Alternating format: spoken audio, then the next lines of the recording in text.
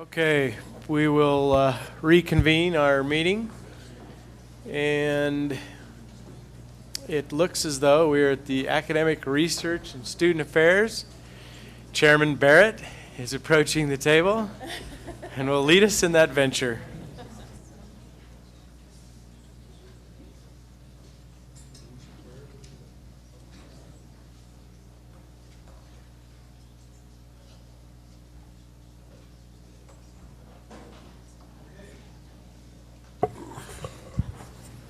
This is the part of the meeting, except for budget, I know you've all been waiting for. The first item we have on our agenda, as you can see up here, we've been in the process of developing sort of mission vision type statements for each institution. I'm not sure that's the right title, but we're trying to get each institution to describe itself. Again, these are, I think, will become works in progress because hopefully will evolve over time. We did some, I don't know if it was last meeting or the meeting before, and then we have four that we have reviewed. They of course were posted, everybody's had a chance to review them, and we also discussed them at the academic, or the chief academic officer, I'm not sure what you call that, conference call they have prior to the meetings. So I'll just give each institution a chance to comment. I mean, again, they are posted, and I don't know if we want to go through them on the screen line by line, but I think each institution should have a chance. Mr. Chairman, I'd like to start by indicating that I'm one of the signatories, and I've read both of these, and I think both statements accurately reflect where the institutions are. They include the kind of information that will allow anyone who reads it to know what those institutions do. With Montana Western, of course, it's experience one and the success that they've had with a hands-on approach. And with tech, it's STEM, engineering, science, and related programs. And the commitment that they've had is demonstrated through the kind of quality that you have there, that those two statements really, I think, do provide a good sense of where these two institutions are. I just wanted to preface by saying I'm prepared to sign them. Okay, is there anybody from, we'll just start with Western. Do you want to address, you're not required, but if you want to fill out or comment on your plan, if you want to have it brought up, we can do, I guess it is. Okay. Summer, could I have my PowerPoint, please? Mr. Chairman, members of the board, I'd like to briefly comment on our mission review process and document, and I have a brief PowerPoint that Summer is starting here. Well, we spent much of the last year going over this document, and there's been wide involvement of the campus. Various people have written various sections of it. I think Chancellor Story initially started it off, but then others of us were assigned different sections. And could I have the next slide, please? And we view this mission review process as a chance for the campus to review where we came from, where we are at, and where we expect to be. Chancellor Story took off the at. That's after you corrected my original. Yeah, okay. Yeah, next slide, please. Well, where we came from, we were initially established in 1893 as a state normal school. We kind of stole that from Twin Bridges, who then got the state orphanage children's home as a reward for their efforts. At the time of that, we were the state normal school for the preparation of teachers in the state. And then our mission expanded, especially in the 1960s and 70s, as other campuses were introducing teacher education program. We initially had a land grant, and when Eastern Montana College was started, that land grant was split between our two institutions. Our mission was contracted again in the late 1980s in order to, it was actually done at a time when there was threatened of closure of the campus, and this was done this contraction was done at that time to again focus us on teacher education. Next slide, please. However, that was not a viable solution because teacher education no longer is an exclusive program at Montana Western. It's found on many other campuses within the state, both in private colleges and in public universities. Therefore, we introduced programs in business, the arts and sciences, and equine studies, and those have been developed and are thriving, doing very well. A decision was made in 2004 to differentiate our programs by enhancing the opportunities for experiential learning through Experience One. And that's been going on now for 6 years, and it's been very successful. Where we're at, we have greatly improved student retention. It's up to like 75% now, rising from a low of 50% in the worst year. We've also had recruitment and retention of increasingly excellent faculty and staff. One of the reasons Chancellor Story came here was because he had the expertise in the system we were going to at Colorado College. We also have had a number of other faculty and staff positions that we filled that having our Experience One has been a key factor in recruiting and retaining those individuals. We also have other programs off campus. In fact, well, we also have 2-year programs on our campus. We have a dual mission, and 19%, 259 of our students are currently enrolled in 2-year programs. We also have off-campus and online programs. 9% FTE students are now online, and 7% of the students are enrolled in off-campus programs in 9 different locations statewide where we have face-to-face classes. We also have strong collaborative relationships with other campuses who help us to host their programs. Most recently, Montana Tech and our IT education program is getting off to a good start. And we also have collaborations with private industry. Licence Montana, they was helping us start up our natural horsemanship, and program actually wouldn't be possible without their assistance. So we do value these collaborations. Next, please. Well, one of the things we are striving for is become increasingly recognized nationally as a leader in experiential education. We've already had much of that already, and we've gotten a good press and national publications, but we want to move forward and more firmly establish ourselves in that regard. We also need to have more assessment data that validates the success of our students and programs.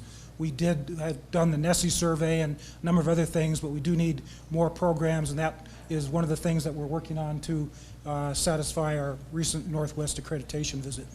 We also expect to have revised degree nomenclature that better reflects the true nature of our academic offerings. And I don't know if anyone has recognized this, but we currently just have a single Bachelor of Arts major, and within that major we have option areas in a wide variety of fields that where most campuses would typically have those as individual majors. And we're going to have some proposals coming forward to address that. We also would like to have graduation rates above the national average for like colleges. And we believe with our improved retention rate that we're headed in that direction. We're not there yet, but we believe that increased retention will lead to increased graduation, so we expect those rates to high. And we also, finally, we want to continue to be open to innovations that improve higher education. Our campus has taken a number of bold steps, and we would like to continue to take opportunities as they arise and further our mission. So, anybody have any questions? Thank you. Any questions from among the board? Any comments from among the other campuses? All right, thank you. Thank you.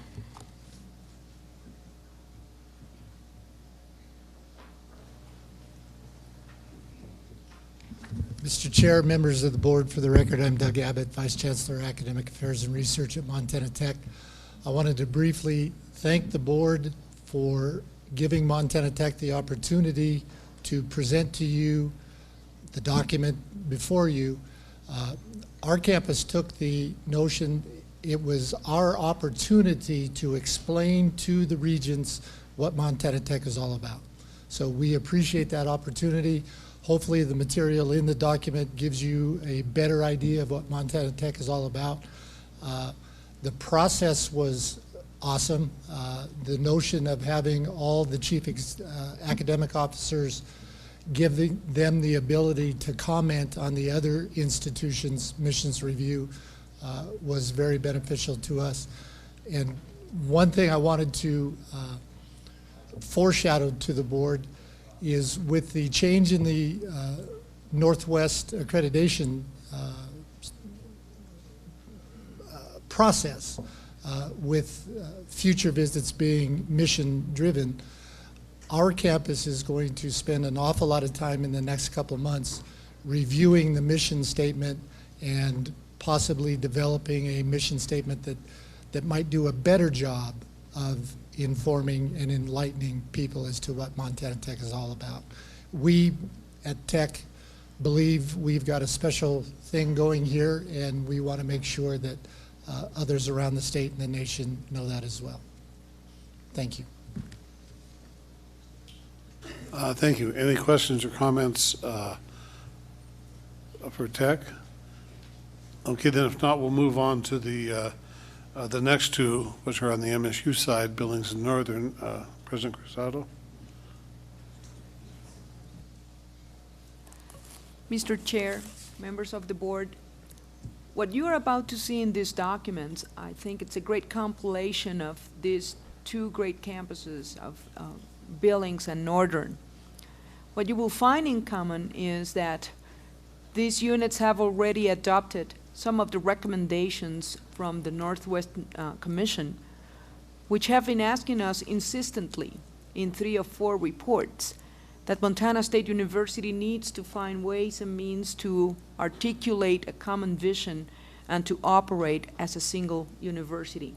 That's what we have called the One University, or the One Montana State University. You will see that the documents already embrace that concept. You will also see how our conversations about Montana State University being the land-grant university for the state of Montana means something to these campuses as well. It's very interesting when you take a look at the two campuses and you compare the two documents, because in a way, these two very different campuses have some things that are in common. They are very inserted in the region and communities that they serve. In the case of MSU Billings, the campus takes great pride of serving as an urban serving institution in the state of Montana.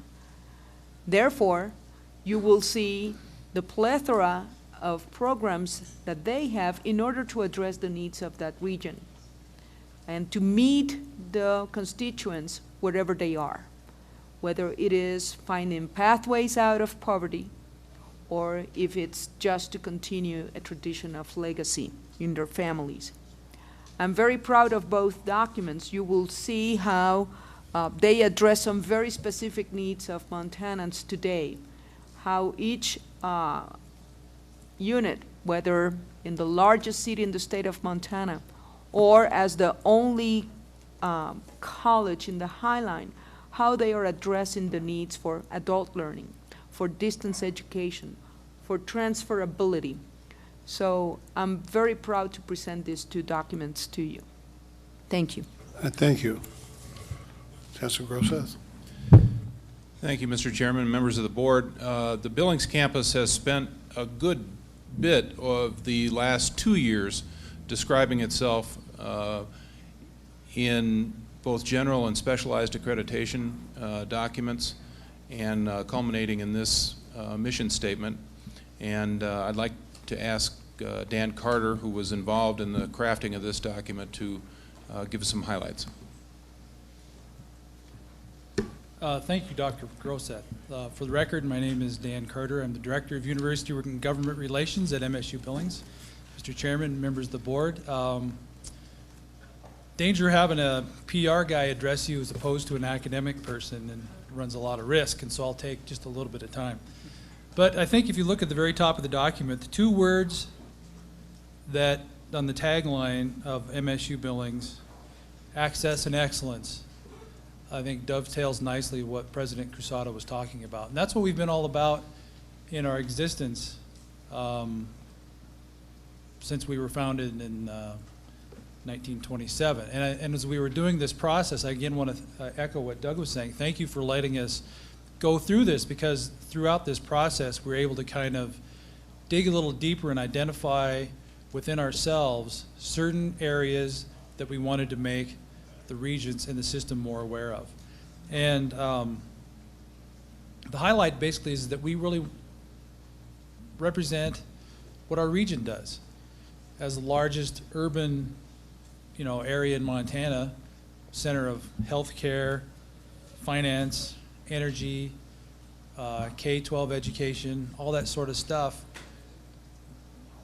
we wanted to be able to show how we've been nimble, flexible, and adaptive to the needs of that region through both 4-year and 2-year programs. And we really look upon ourselves as a university of a city, not just necessarily a university in a city. And that's a major distinction. And what we do and how we see ourselves and how our community views that relationship is pretty important.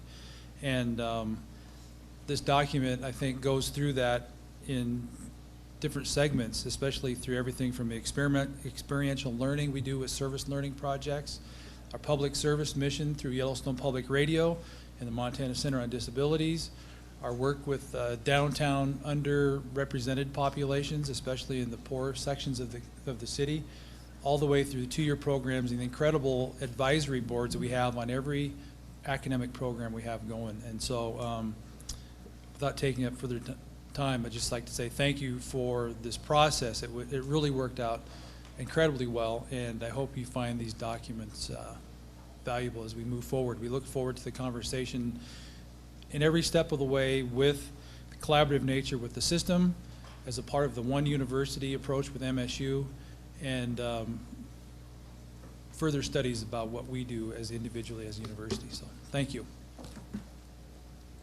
Thank you. Any questions or comments from the board? Yeah, then, MSU Northern.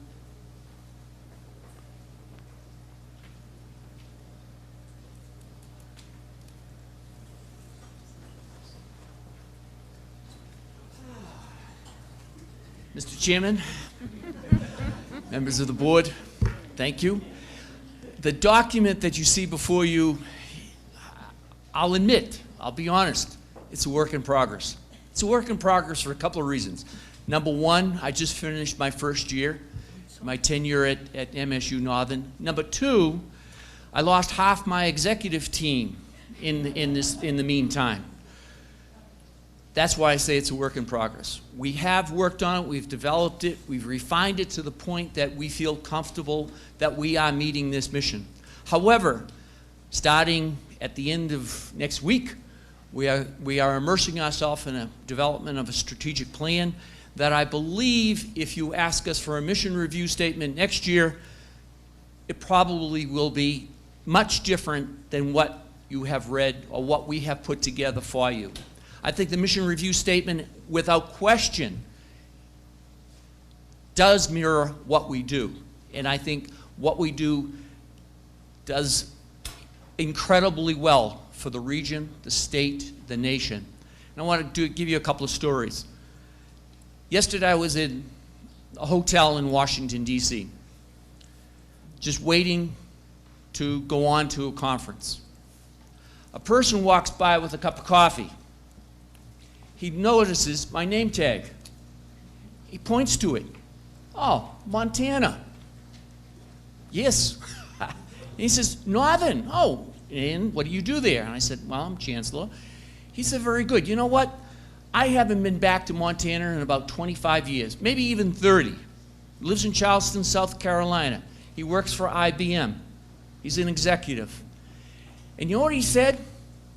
Which was not really unusual, but he said, you have a world-renowned diesel technology program. And I said, really? How did you know that? Why? Yes, we do, but he said, well, I'm with the part of IBM that does risk mitigation, risk assessment, risk management, on companies that own diesel fleets.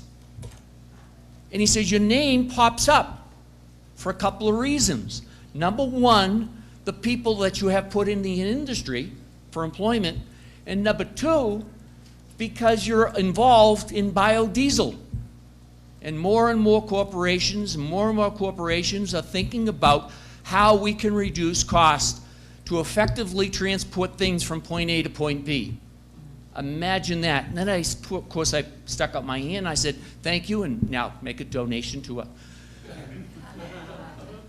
But he does come from Libby. He went to the Merchant Marines. He left and got married to a girl from South Carolina. But anyway, that's beside the point. The other story I presented yesterday to a number, about 450 people at the second U.S. Summit for Brazil and United States. And I started out that conversation by saying, we are part of the land grant mission. And we are part of the land grant university.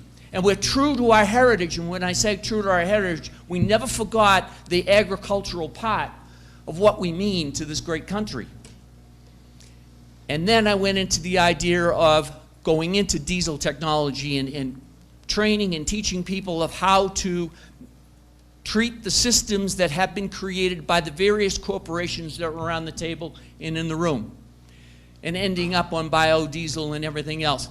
But again, I don't think Northern, in terms of since 1929, has lost their mission for providing great education in areas that are very, very important to the High Line, in agriculture and in technology. And we still provide the certificate, the associate degree, the bachelor's, and the master's degrees.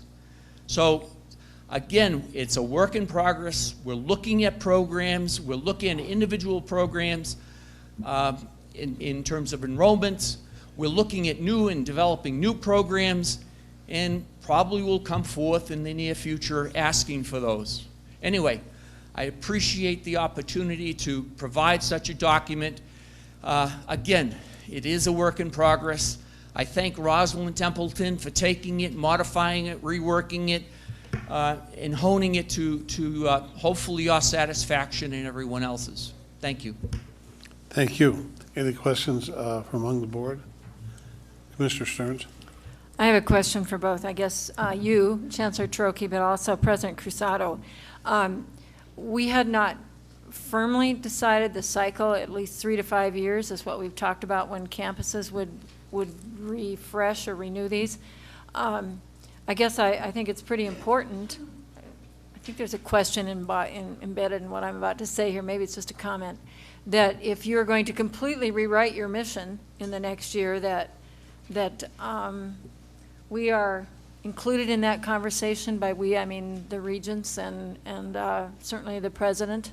Well, I'm not going to say totally rewrite it, but probably add, embellish, refine. Embellish. Yeah. That is a very honest answer, and regents, that goes to the point of what I'm saying here. I just think it's pretty important that we're all. I agree. The history of this, and you would certainly guess this if you didn't already know it, Chancellor Trocchi, is that the regents, through the Reform Reinvention Task Force, and through eventually what might lead to prioritization and so forth, as you heard Regent Buchanan say, they want to invest in strengths. They want to be sure, as we all heard in the conversation last night, that we're not, that we're comprehensive, yes, regional comprehensive where we need to be, but that we're not aspirational beyond realistic goals. So that's just my caution in that regard. Thank you. Thank you. Any additional questions? Okay, the way these documents work, we've been moving them forward. Eventually they get signed by the tiers of the institution plus the commissioner's office plus the chair. Would it be the sense of the committee to move these forward for board approval tomorrow? Get some head nods. Okay, thank you. Next item, consolidated admissions policy. Thank you, Chairman Barrett, members of the board. Consolidated admissions arose from about a year ago at a meeting in Billings, where we kept hearing from our K through 12 counterparts that our current admissions policies were confusing. And then we started hearing from the public that they were confusing. And I charged Dr. Kleinert in our office, who's our head of academic initiatives, to work with Associate Commissioner Tyler Trevor to see if we could develop something that was less confusing in the form of a one-pager. And that led us to think that it was time, because of some changes that were happening with timelines in some of our proficiency policies, to go ahead and tackle the somewhat daunting task of consolidating 6 policies into 2 and to moving them from confusion to clarity. I give huge credit to Dr. Kleinert and the group that she worked with. In January, we formed a group from the academic and student affairs mix of folks from the campuses, and they and Dr. Kleinert have worked since January through numerous revisions and numerous vettings to bring us this consolidated document, which is now 2 policies. And it's done a couple of really good things in terms of not only making policies less confusing, but also pointing out for us in the world how good we really are. And you know how it is when you have to go out of state to recognize the things that you're doing in Montana that are really ahead of the pack. And I had the luxury of being at the Western Academic Leadership Forum in the spring with Provost Engstrom and Provost Fedek. And we were hearing Arizona talk about the things that they were going to do with admissions policies and proficiency policies. And the operant word was going to do. And they were getting good press and making good stuff about the stuff that they were going to do. And they were asking for comment, and I gave them a link to our website and said, gee, you might just want to take a peek here. And I happen to also be carrying that current version of the consolidation, which has changed a few times since then. But rather than my talk about it, I would like to turn for just a quick summary of how we got to this document and sort of where it's been vetted to Dr. Kleinert, if you would please, Jan. Okay, we've met with people from admissions offices and the CAOs, high school counselors, in order to look at this and see if we have created something that is more user-friendly and will in fact clarify what it is we have for admission standards. As Dr. Moore said, we had 6 different admission standards, and now we only have 2. The one that is 301, somewhere, and that's in the next one. 301 is general admission standards, and that is for both 2-year and 4-year. And one of the things that does accomplish finally is one of the goals of College Now, and that is to clarify that our 2-year institutions are open admission. This also has, believe it or not, we spent more time on the immunization policy than almost anything else. And this 301 also have definitions that apply both to those things in 301 and the next policy, 301.1. I will say just in terms of policy, we do have a very clear definition of what a traditional student is and a non-traditional student. And I know that's been talked about a lot, but it does have a definition in policy, and it's here in 301. In 301.1, the other thing that we did is move scholarships to the 301, which it used to be in the policies that referred to just 4-year institutions. So moving the scholarship section to this 301 that applies to 2-year and 4-year makes better sense.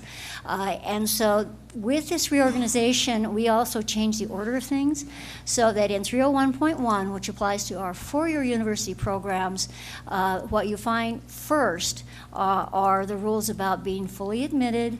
And the first one, A, is a policy that has no exemptions or exceptions, and that is the students have to complete the Regents College Preparatory Program. That doesn't change anything. That is the way it was. was, but now it's first instead of in 301.7. And then we have math proficiency, writing proficiency, which were in separate policies. And then finally, the composite score, GPA, class rank, which used to be in 301.1 and 301.2. And then the second section is on provisional admissions, which used to be part of policies on writing and math proficiency. And then the last section is on exemptions. We also have a new section which is on enrollment management procedures, and that gives the campuses some flexibility in terms of asking students for more information, portfolios perhaps, record of their activities, for a student that's just borderline. So that's where we are on that. And if you go to the bottom and you look at the history on that, these policies have an amazing history. Dating back as far as 1929. So it's actually been it's quite a project. It's been wonderful to work with all of the folks who contributed, and I think it will help high school counselors, parents, and high school students in general. I have one question, which is that part 3, which is new. I asked about it before. I don't know if that was your policy. I think it was, credit was given to Provost Engstrom for that policy. But the question I have, would that be applicable to someone who complied with part 1, that is full admission, that is, that's what I don't get, is the interplay between part 1, part 2, and part 3. If you've met the criteria to be fully admitted, does part 3 ever come into play? I can understand where it does in part 2. If a person is provisionally admitted, then they may want to seek additional information. If it's not going to apply to part 1, I simply think the document should say this applies to part 2. And if it applies to part 1, I guess I'd be real interested in hearing how and why. Well, the first part of it is for the allowing campuses to create some kind of admission category that is honorary, and we already have honors. This is a word that's already been used, so it wouldn't be that. Well, my recommendation was say something like silver admissions or gold admissions. Those are for students who exceed all the standards, and you want to send them a letter or something right early on and say you have exceeded everything, and we are putting you into this special category of admissions. So yes, that would be students who are above and beyond all of those elements in the full admissions. Now for part B, which is about students who are on the cusp, on the borderline, conceivably that could be a student who is just barely has the writing score, the math score, the GPA, et cetera. Yes, that could happen. And you could look at a student who doesn't seem to have, just in terms of those numbers, any particular strengths, and it would be in order to do a better match for these students so that you're sure that they will be successful. So yes, conceivably that could happen. I would say it would be more likely to happen in the second category, provisional. All right, thank you. Regent Hamilton. Thank you, Mr. Chairman. I have a question on item C under, on the first page, under general policies. And I'm not sure, I think it's probably for President Cruzado. That specifies the two-year campuses and two-year programs at Western and MSU Northern. And I'm wondering where the new Gallatin College programs fall. Do they fall under two-year campuses, or should the two-year programs also list MSU Bozeman? This was probably written too far in advance. I know it's a technical point, but it's important to indicate who's who, I think, in this. Yeah. Mr. Chair and Regent Hamilton, I agree with you. I thank you for bringing that to our attention. I think that it will be important to add the Gallatin College programs to the 2-year options there. Any additional questions? Would it be the sense of the committee to move this forward to the board with the recommendation for approval? All right, thank you. The next item, the creation of a Central and Southwest Asian Studies Center, is an action item. It was in the consent agenda, and I had requested that it be separated to be an action item so it would be discussed separately. And I did that. I'll give my reasons and let others comment or respond. I don't have any particular problem with the item as it's written. That is, what they describe and what they're seeking to do makes sense, seems laudable. The reason that I looked at it is that in its body, it creates three new, not at once, but over a relatively short period of time, at least 3 new tenure track positions. There's a possible fourth one in there. There's a part-time language instructor that logic tells me I bet that will become rooted too, but at least 3 tenure track positions. And as we're talking about program prioritization, the pie not getting any bigger, I have no problem with 3 new tenure track positions being created, but I think we need to address, as a body, and the institution needs to address, if we're going to do those, what are we not going to do? And I don't expect that it would have come forward with a scale or says we're trading this for that, but I wanted to be sure that we start having those discussions. And as I mentioned in the phone call we had with the academic officers earlier in the week, at least the committee and I think the regions are going to look, certainly in the near term, probably in the next 2 or 3 legislative sessions at least, pretty hard at level 2 items to see where the balance is. You know, as we create programs, we have to be doing some prioritization to be sure that the resources available, and we're not, again, being all things to all people, because unless you do that, you are essentially contemplating additional new money. And if we act on the premise we're not going to have new money, I think we'll be fortunate if we get present law adjustments, which isn't new money. So that's why I pulled that out, so we could start having that discussion. Chairman Barrett, members of the board, let me just make some comments to address that issue, and I appreciate it as a question. I think I fully agree with you that these are times when we need to be very careful about what we bring forward in the way of new proposals, new program proposals, and especially ones that have resources associated with them. So in this case, I want to make a couple of points before directly answering your question. One of those points is that we have seen an extraordinary level of student interest in this whole area. And just as a point of information, this fall we have 969 students that are enrolled in the courses associated with this center. Last spring we had 778 students. So it's an area that students are really flocking to, I think because of the presence of this region of the world in the daily news and the increasing awareness of our students as to the strategic importance of Central and Southwest Asia. They are flocking to this program. This is a case where the students last year actually held a demonstration on the Oval in support of putting forward Arabic as a minor program, which is a part of this in a way. And you know, anytime the students want to demonstrate on the Oval for a new academic program, I'm all for that. But the proposal does, over a period of time, as you point out, call for new positions. The first of those is an Arabic tenure track line.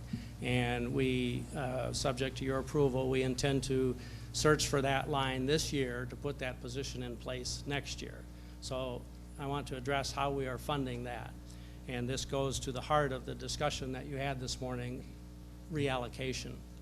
Last year when or in recent months when we made the adjustments in response to the governor's budget reductions, as chief academic officer, I asked the academic units to give up an additional 1% over what we needed to do to make the governor's budget cuts.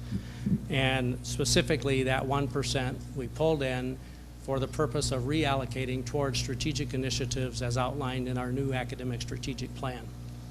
That academic strategic plan calls for increased emphasis on international programming, and in fact, we asked the International Policy Group to identify those few areas of the world, and they came up with 6 that are of strategic importance to us. Central and Southwest Asia was one of those, and perhaps even the preeminent region that they brought forward. So this is very much in alignment with our academic strategic plan.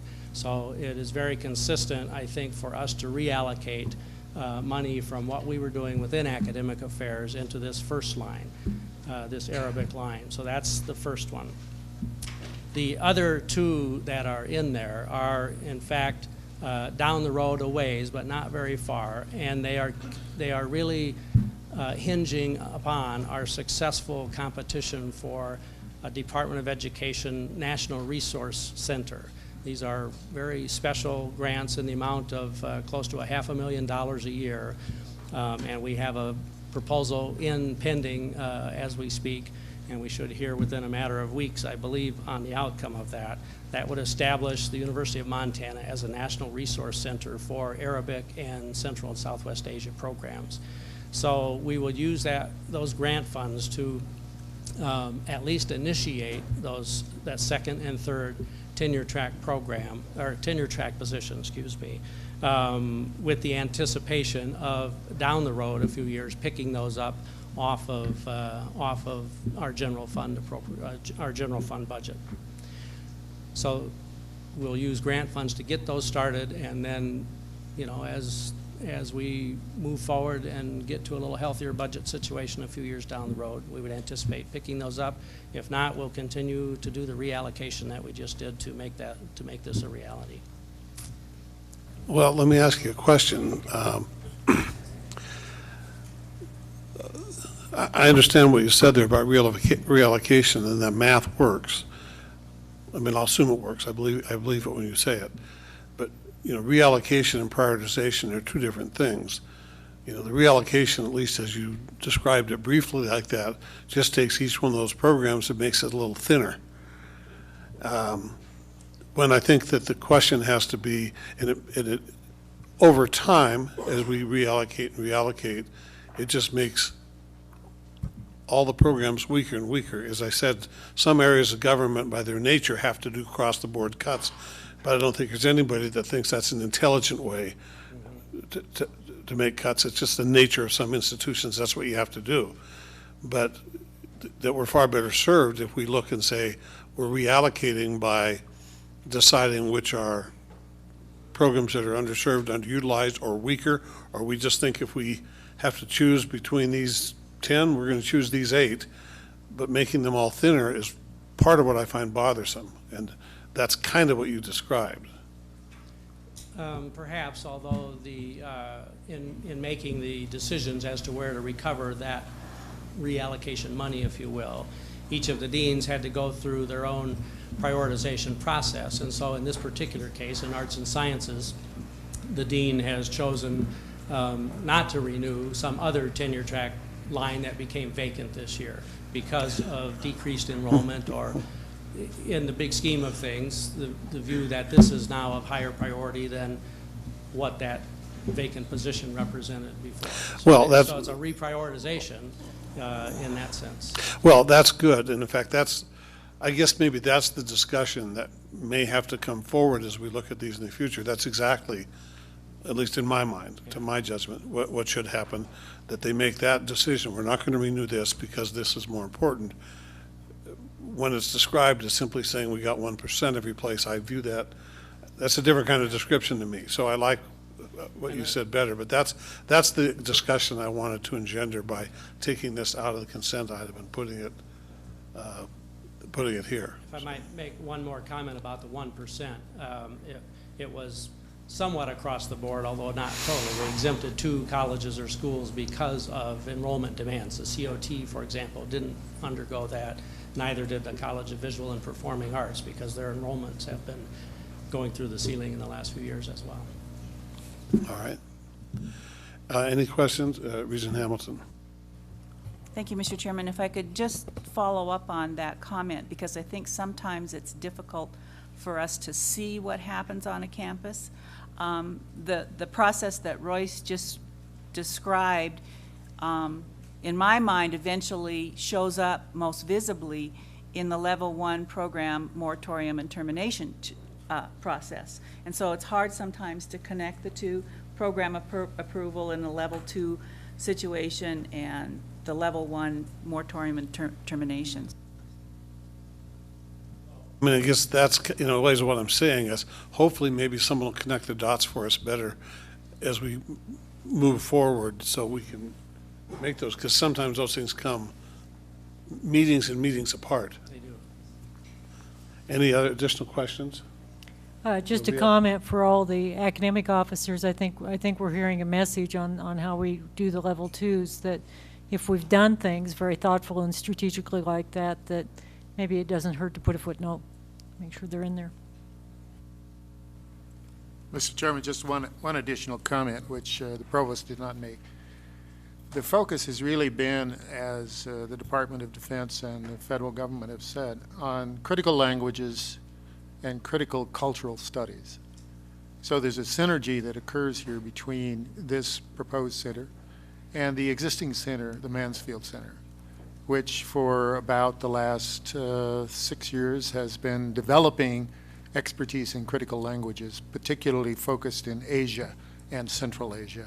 And those folks are right now doing this kind of instruction. What's really significant about it, there's collaboration between them, but what's really significant about it is that the critical language instruction that's going on through these federal grants is not the same kind of language instruction you typically find in a language department. There's no literature, there's no lots of time to do whatever you want to do. This is develop the expertise in the language so that they're there on the ground and can do it. And right now, a number of those students are on campus with total immersion learning these languages. It's critical that we have it. Yeah, well, thank you. And as I said, I thought it was a laudable program. It's the other discussion I wanted to have. It's not the merits of the program that I was questioning here. I think it sounds excellent. Ma'am? May I make a comment? Yes, please just identify yourself for the tape recorder. My name is Ashley Williams, and I'm the president of the Associated Students of the University of Montana. I would like to preface by saying that my involvement in this program is deeply personal and involves a lot of time commitment. I have put in over 1,000 hours with this program specifically. The provost mentioned that there was a rally on campus in 2009 for an Arabic minor. I organized that rally along with a letter writing campaign for the Central and Southwest major that you approved in spring of 2009. We did a 2-day letter writing campaign that generated over 250 letters of support for that major. I would like to also address some of the other topics in which I'm involved with Central and Southwest. I am the chair of the Student Advisory Board.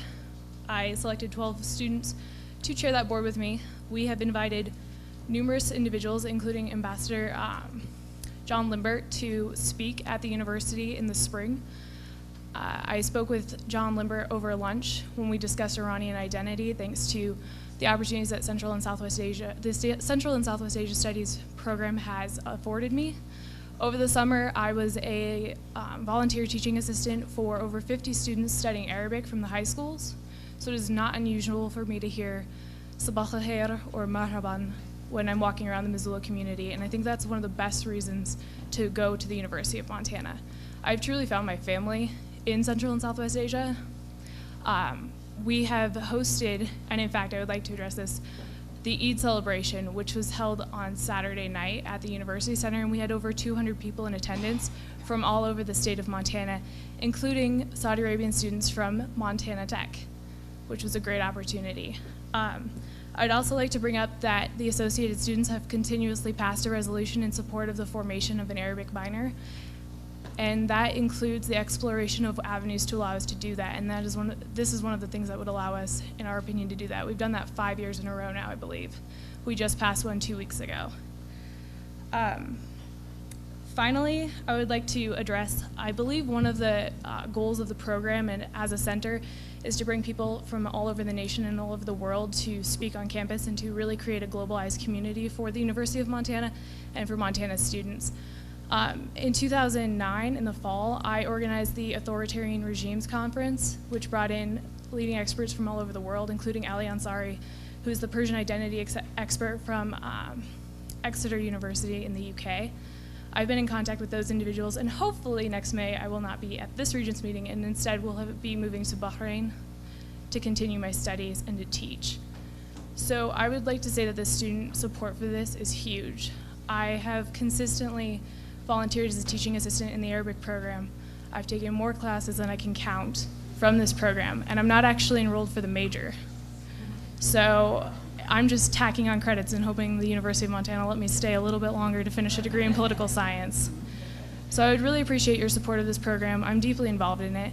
I cannot tell you how many opportunities this program has afforded me and students I know. High school students are driving around in cars with the license plate Mumtaz, and it's really confusing for Saudi students who ask me about it later. But it means excellent, and it's on the license plate of a 16-year-old girl who's now taking first-year Arabic at the University of Montana with Samir Batar. So I have a deep, deep appreciation for this program and interest in its growth. Thank you. Well, thank you for your comments, and thank you for all the hard work that you put in on behalf of the academic programs. Any other questions or comments? Okay, it would be the sense of the committee that we move this forward to the board tomorrow. Thank you. Okay, the next we have level 2 consent items, A through D. We typically consider these as a whole. You've all had a chance to review them, and we did discuss them at the academic affairs conference call. So first I'll ask, are there any of these items that any one of the regions would like to take from the consent agenda and bring it up for separate discussion? Because if so, that's fully your right. Okay, if not, would it be the sense of the committee to move the consent items forward for approval by the board tomorrow? And then we have information items. Deputy Commissioner Moore. Thank you, Chairman Barrett, members of the board. Level 1 memorandum reflects decisions made in the office and other information items. Courtesy of Eagle Eyes Regent Hamilton, I want to point out that there is an intent to terminate on this. And so since she seems to notice these things, and some of us who actually put these things together don't remember them, I just want to be sure to bring that out. That's a compliment, actually, though, Regent Hamilton. Thank you very much. The other thing that I would like to call off on this, campus approval of certificates reflects a little bit of a change of process in our office, much to the consternation of the administrative support people in the academic offices around the campuses, I'm sure. But in an attempt to be as transparent as possible, we are asking that they get itemed, even though these approvals happen at the campus level. The other advantage that has is if you take a look at two of those, Montana State University Great Falls COT and Montana Tech of the University of Montana, the Healthcare Informatics Technology Certificate, that is a cooperative effort among 4 campuses. These are the first 2 to get them out. It is grant funded. And I guess I would ask Doug Abbott, do you want to make any comment or call out any special attention to your faculty who's working on this?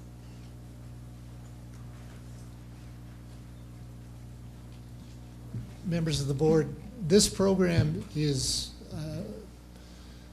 extremely unique in the sense that it is an intra as well as an inter-unit collaboration, if you will, in terms of institutions involved on both the UM side of the house as well as the MSU side of the house. Montana Tech is the lead institution. in, as Sylvia said, a Department of Health and Human Services grant to develop folks certified in either a 16 or a 17 credit program in healthcare informatics technology. And one of the nice advantages of having a Regents meeting on your home campus is that people are readily available to speak or answer questions that know these things by heart. I have Professor Jim Aspavig from our healthcare informatics department available to answer any questions, provide any history you may have. Jim was instrumental in helping with writing the grant and securing Montana Tech as the lead institution in our particular region that deals with this certificate program. Thank you. Jim, did you want to say anything, or are you just going to be shy and stand back there?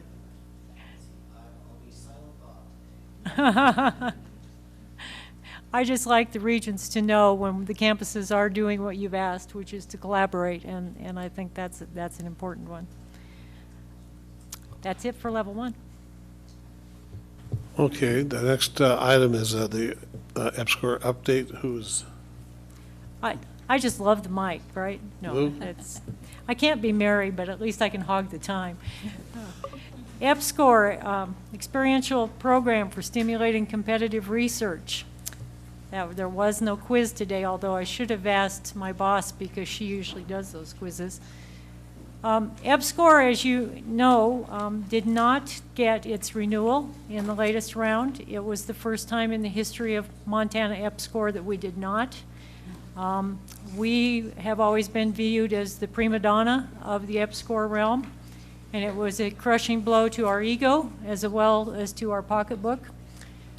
We got bridge funding for about $1.5 million to sustain the efforts from the last EPSCoR across this year, and we jumped into full tilt action in June with rethinking how we approach EPSCoR in the state of Montana. You are aware that you approved a statewide science and technology plan, and we had worked off of that plan in the past, but we had still allowed the leadership for EPSCoR to be on one of the 2 major campuses. Following external review in June, we made the decision for the leadership for EPSCoR to move into the Commissioner's office. We hired an EPSCoR director, Dr. Mark Young, to head the effort of the resubmission of the proposal. He has worked in tandem with Dr. Jack Stanford and Dr. Kathy Whitlock, Jack from the University of Montana, Kathy from Montana State, and we are in the final 2 weeks of trying to finish up that reapplication. We are at the point right now where please do not disturb the vice presidents for research because they and Dr. Young are working frantically on a $24 million budget. $20 million that would come from the feds, $4 million in match from us. And if Mr. Villa were in the room, I would ask him for a check since he's going after that $1 billion energy research enterprise. But I'll ask him for that when he comes back. We are very, very hopeful that this will be successful. We've continued to use outside review. We have taken a responsibility of the steering group for the advisory committee to be intimately involved.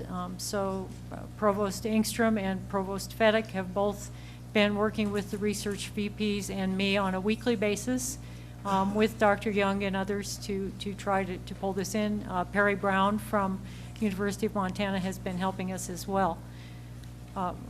It's a big thing for you guys.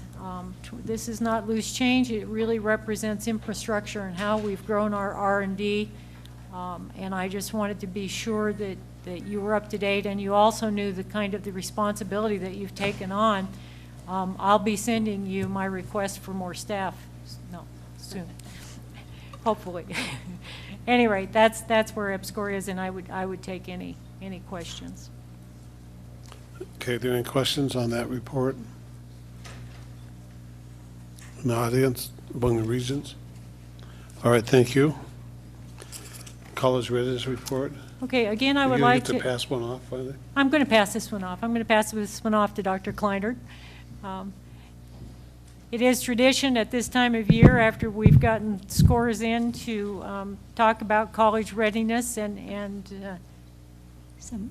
has something happened to your PowerPoint? Dr. Kleinert is getting her slides up, so we will pass it back to her. Okay. For the record, I'm Jan Kleinert from the Commissioner's Office. And yes, I've been doing this since 2003, actually. And if anybody would like a paper copy of what you have as an attachment, I do have a few of those. Okay, briefly, the college readiness report is based on a lot of different data.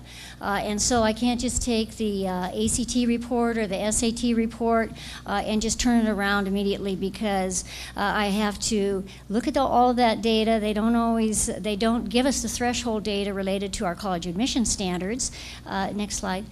So the data that we have, the test scores and so on, has to be related then to our admission standards. And we just looked at those moments ago, and they include the preparatory program, composite scores, math proficiency, and writing proficiency. Okay, in the class of 2010, you can see the number of Montana high school students who took one or more of the different college admissions exams. Almost 58% took the ACT, 24% took the SAT. That's the ACT writing, the 3,849 students who took that. That is an optional test. Students pay $15 extra to take that, so that's why that's there. SAT has an essay that is included. And then we have almost 7,800 students taking the Montana University System Writing Assessment. Jan? Question, are those numbers, could they be duplicative, that some students take both? Yes. All right, in thanks. fact, there could be triplicates here. Okay, thanks. All right. Okay, and these are the averages from the scores from ACT and SAT. In the light blue, you see the state average score. Red is the nation, and the dark blue is the threshold. Now, these are thresholds that are set as the college readiness thresholds by ACT and SAT as being a measure of college ready. Next. So if you look at just the ACT, I'm sorry, our average composite score for the state is 22. At the same time, our Montana University System minimum admission composite score is 22. So what does this mean in terms of the percent of students who are college ready? If you look at the various, now looking at the thresholds we have for college readiness in our standards, the lowest is the 51% appear to be ready for college algebra if you look at the score that they got on the math portion of the ACT. That would be the lowest. And 80% appear to be ready for college writing based on the SAT combined score. And our admission standards look at the writing scores in two ways. They can either look at it with a combined score that takes an essay and averages it with multiple choice, or we also look at their essay scores all by themselves, which can be a college readiness benchmark as well. The final one is the red is on our Montana University System Writing Assessment, how many are college ready. And I want to point out that with ACT and SAT, those students have paid to take those tests. With the MUS that's a test that is free to students, and so all students in a school take it, rather than just those who are planning to go to college. Next. Okay, now how does ACT, if we just look at what ACT does to correlate these scores to how successful a student might be in predictive in college, they conduct studies where they set the minimum threshold at which, looking at a lot of colleges, students and so on, would give a student a 75% chance of earning a C or higher as a freshman in college. So what percent of students on ACT in the state meet all four of those benchmarks? It's about 28%.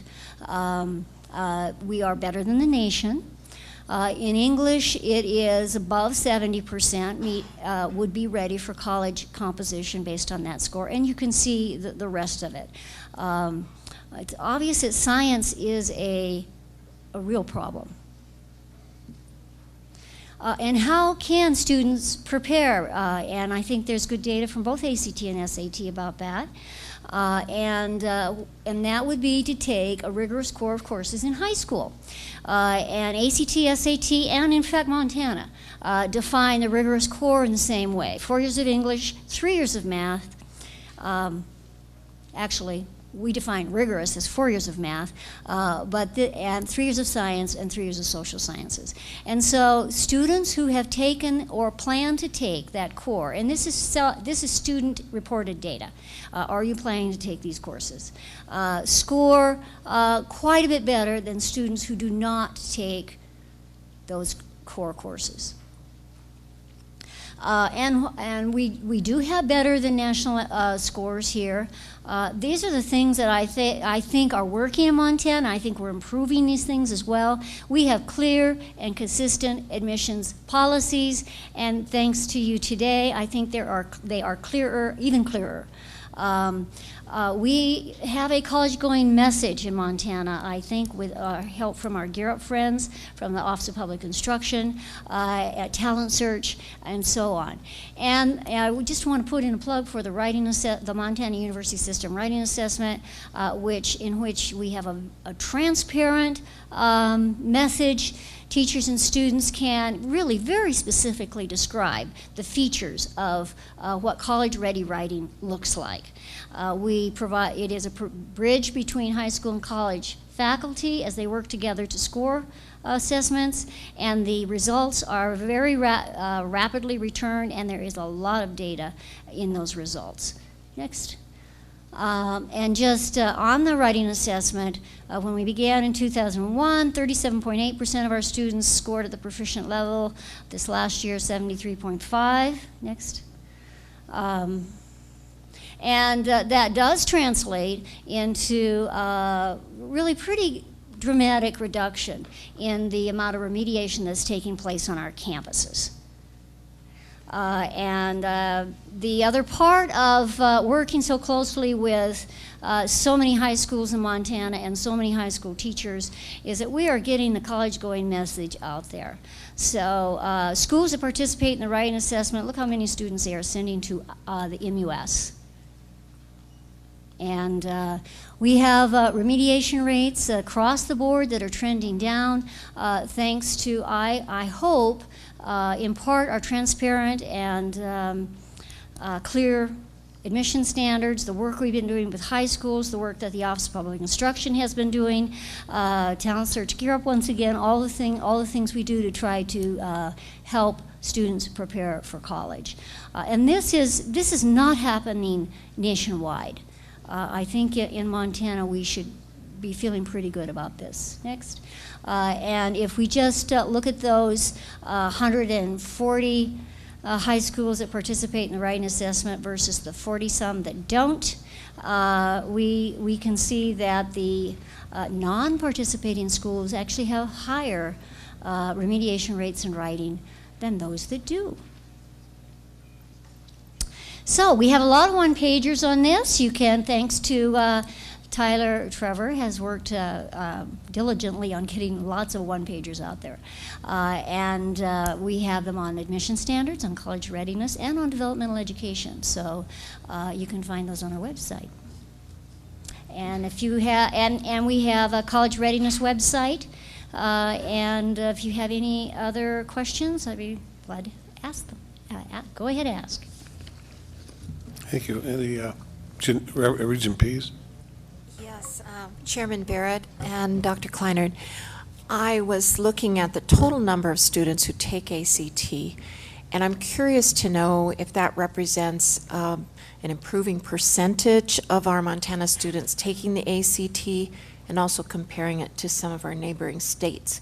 Is that something you can comment on? I should have grabbed my book over there, but actually, we have a 6% increase in students taking the ACT this year than last year. which is good. There are some states in which 100% of the students take it. They are Colorado, Illinois, North Dakota, etc. But there are, we are considered an ACT state because more of our students do take it than not. Additional. I just want to call the Regents attention again to this particular slide because I just think it's a remarkable statement of the achievement of this particular test to go from 37.8% to 73.5%, you know, scoring proficiently. Isn't that it, Jan? Yes. In this time period, and what that means for students and for teachers is just a remarkable testament to the power of that particular instrument and the woman who runs it. Yeah, Regent Hamilton first, then Regent Pease. Dr. Kleinert, can you, off the top of your head, and this probably isn't a fair question, but do you know how many high schools in Montana don't participate? I mean, in either MUSWA or some other kind of preparation program? 43 high schools in Montana do not participate in MUSWA. And is there anything that we can do to encourage their participation given the kind of results we're, I mean, do we send out solicitation letters or anything like that to them? Regent Hamilton, we do send out invitation letters every fall.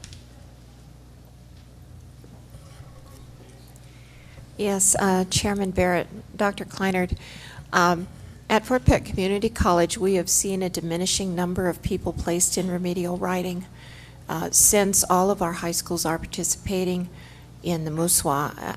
I can't, you know, statistically tie it. However, I would say that it's drastically different than what's going on in math. And it's wonderful because then we can spend our resources in writing on college level instruction rather than the developmental education. So it's really good news in that regard. Commissioner Stearns. Thank you, Mr. Chairman. A question for Dr. Kleiner, but also perhaps for Dr. Silverthorne. There has been some talk about making Montana even more of an ACT state. Is that not right? It seems to me that that has come up in Superintendent Juneau's and my conversations, but would you refresh my memory? There is an effort this year to request the ability of Montana to have all of its high school juniors, excuse me, take the ACT test. And at this point, they're probably going to include the writing, so it'll be a combination test. If they do that, we're not certain where the intersection will be with MUSWA, and part of the value that we see that we would certainly like to continue is the interaction with the professional development of teachers, because that's been invaluable.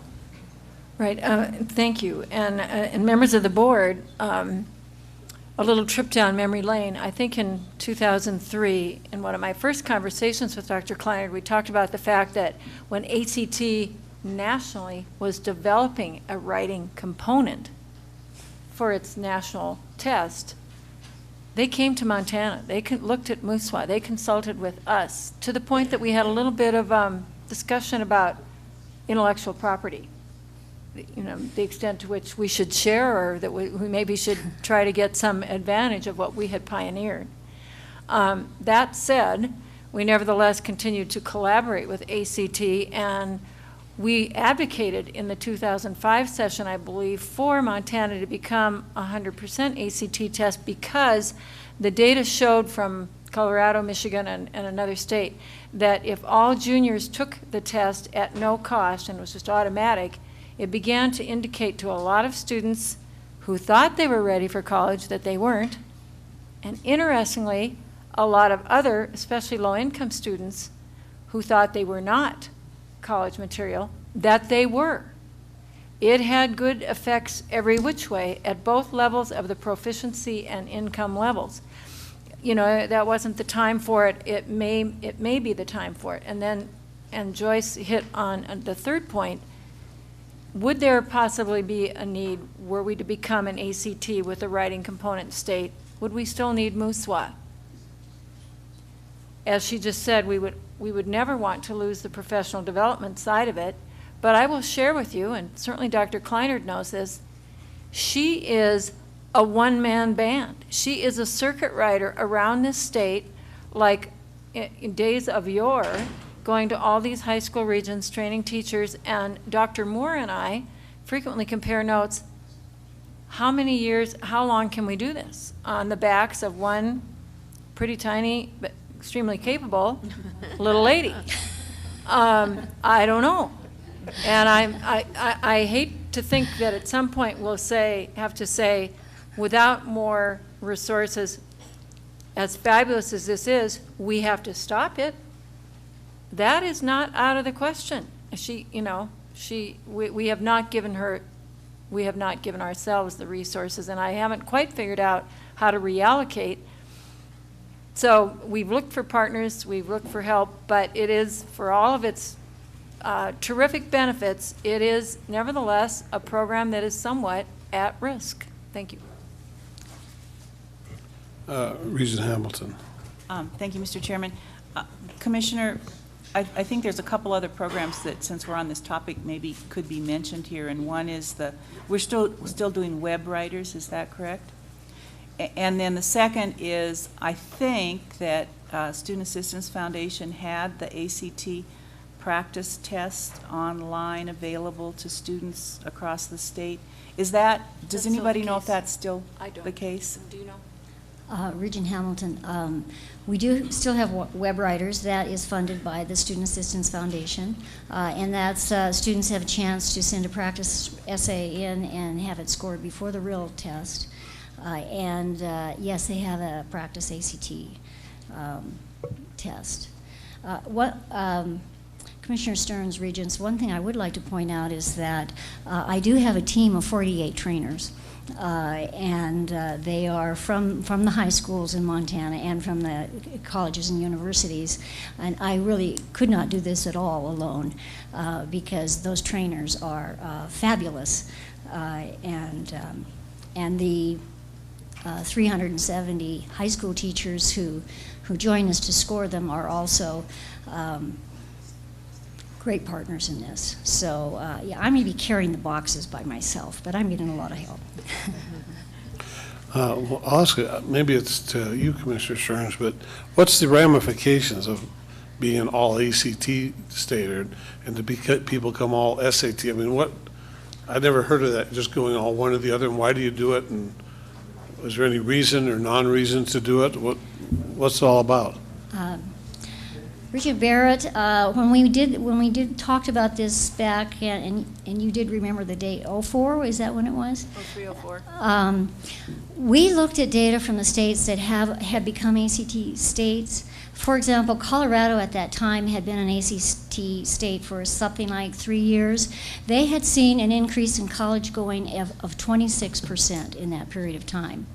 And there are a lot of states that have gone, and what that means is that they pay for the ACT for all high school students. And it's a way to get information about college to students. As soon as a student, it becomes an advertising thing actually. As soon as a student takes an ACT, or an SAT for that matter, they start getting advertising about colleges. And they also look at their scores, and if they are college ready, they start thinking about going to college when they may have not thought of that before. So the states that have done this, they will see a slight decline in their ACT scores because now it's not a select group taking, it's everyone. But they also have experienced rather dramatic increases in their college going rates. And I can get you all that information from ACT. In fact, I'll be in Iowa City at the ACT headquarters next month. And I can bring that information for you. Part of your circuit riding? Would the decision to do that I get it, that's a K-12 decision, isn't it? Funding. I wish I could answer that more clearly. I believe it's a legislative agenda, and that it will be partially through the Office of Public Instruction. It'll be part of the testing program, and it'll be a legislative request as well. Well, no, I understand that the funding might be through the legislature, but the decision, assuming you wanted to make it. Mr. Chairman, the way that it's playing out now is Superintendent Juneau has submitted to our office as part of the executive planning process funding to cover all students in Montana taking ACT. If we can't find the revenue to cover it, then she can submit it as an elected official's request. It then goes to the appropriations process. The decision on whether or not to have all Montana students take the ACT is a decision that lays with the Board of Public Ed. All right, thank you. Mr. Chairman, Regent Pease. I would just like to bring to the consideration of the Regents, the committee, that our money in this MUS program is well spent. We are putting system-wide resources on the development of writing, professional development for teachers, the association of teachers, one with the other, the trainers, tremendous operation. Some of you know that I've been a scorer for 2 years. I've been trained. I'm not a trainer, but I certainly am in there scoring in the what do they call that, in the trenches, I guess. But it was really, really impressive. And I think that if we were to look at diminishing that resource, we would see the need to have resources elsewhere where that professional development was not taking place, or the impact of that professional development in teaching in those classes was perhaps not taking place or diminishing in its impact. And I hope that people aren't looking at it as, well, that's a system expense, and then, you know, everyone else and all the campuses just say, well, you know, so there it goes. Because the resource is very valuable. It's a wonderful, I think we see the impact considerably in this data. If it doesn't speak, then we're not looking at the data. We really need to. So I, for one, Mr. Chairman, would say this is a resource we really need to continue to afford. All right, thank you. Any more questions for Dr. Kennard? President Cruzado. Mr. Chair, members of the board, I think it's important for us to pause and to celebrate what we are seeing here this afternoon. It is so important. Dr. Kleiner has done a wonderful job, the trainers, but this is also a testament to the men and women who are in the classroom, in our elementary schools, in our middle schools, in our high schools, every day. So this morning when we talked about our agenda, our cornerstones, our student success, when we talk about the future, about building seamless pathways between, for K-20, this is exactly what the future looks like, and it's attainable, and we're doing it, and we are exceeding expectations, and we're setting a model for the entire nation. I think that we just need to say, bravo, Montana. This is the way to go. Thank you. Thank you. Yeah, on that note, you want to be done? Yeah, thank you.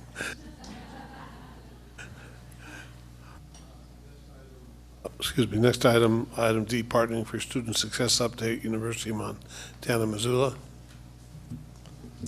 Thank you again, Mr. Chairman, members of the board. We requested a few minutes to give you a progress report on our student success efforts on the Missoula campus. Summer, if I could have you pull up that slideshow, please. 2 years ago, a little under 2 years ago, we brought to you a plan called Partnering for Student Success, and it was essentially a strategic plan to move our retention rates and our graduation rates from levels that are typical of public research institutions to levels that are reflective of the top quartile of public research institutions. And so I want to give you an update on that. And this is not to say that we are the only ones doing this. Every campus in the system has a vibrant student success plan in place, and I'm not trying to say that we're doing it any better than anyone else. I just want to give you our progress report as one example of how this is going. So I'm going to focus first on the outcomes, both the good and the not so good, as it turns out. And then I'll just update you on some of the strategies that we have implemented and how they are going, and then talk to you about some of the strategies yet to be implemented, some of those requiring your help. So if we look first at our first-year retention rates and our 6-year graduation rates from baccalaureate programs. We started this effort, and we're in our 2nd year, and so our baseline data show that we had a first-year retention rate of 71%. The entering freshmen in this fall retained at the level of 71% into their sophomore year. And as a result of what we've been working on this last year, we have made some gains. To remind you, our target here over a 5 to 6 year period is to get the first-year retention rate up to 80%. That would put us in the top quartile of public research institutions. So we're on our way. That we mapped it out at about a 2% increase per year, and so at least we're starting out in the right direction. Likewise, the 6-year graduation rate, we started at 43%, and we want to get that up into the 52 to 53% range, again, to be in that top quartile. And so you can see that we're off to a good start with the strategies that we've put in place. So that is the good news on the baccalaureate side. On the next slide, we also are focusing on our 2-year programs at the College of Technology, and we want to improve, obviously, retention rates and completion rates there as well. And as you can see in this first year of implementation, we haven't made the progress that we want to see there, and so I need to come back and talk to you about why that is. So those are the results to date, and you can see that it's a partial good story and partially a pretty challenging story. So let's look at some of the strategies that we have put in place, and then I'll show you some usage rates of these strategies in a moment. One of the key strategies that we felt was necessary was to put in place an Office for Student Success, a person and office that coordinated all of the various activities related to student success, whether that's tutoring, advising, what have you. And so this is a person who wakes up every day thinking about how do we increase retention rates and graduation rates for our students. We have made some modifications to our advising. We recognize that many students feel that advising has plenty of room for improvement. We recognize that, and so we've done some things to beef up our advising overall. Specifically, we have reassigned 2 advisors, one of them to be a bridge between the COT and the College of Arts and Sciences, a person who spends half her time on the main campus, half her time at the COT, specifically to talk to students, advise students on how to transfer from the COT onto the main campus after completion of an associate's degree. We've reassigned someone to focus specifically on advising for distance learning students. We have changed the way that we do summer orientation and pre-registration as of just this past summer. And so now, based on an academic interest questionnaire that a prospective student fills out, that student gets pre-registered for a set of core courses depending on his or her interest and his or her level of preparation. And so the bottom set of numbers there show that in this first summer of implementation, 1,300 students went through that pre-registration and registered for, you can see, 11.6 credits on the average. So 3 or 4 courses they pre-registered for electronically, essentially. And then they added the additional course or 2 to get up to a full load when they came on campus for their in-person orientation. So now, Summer, if we could look at some of the usage of these increased strategies. So our writing center has, over the course of the past several years, as you can see here, really ramped up in the business that it does. And so in the fall last year, fiscal year 10, we had over 4,000 students make contact with our writing center. And so the writing center folks have been quite aggressive about getting out to our students and encouraging them to come in and get help. So we're delighted to see so many students taking advantage of that particular resource.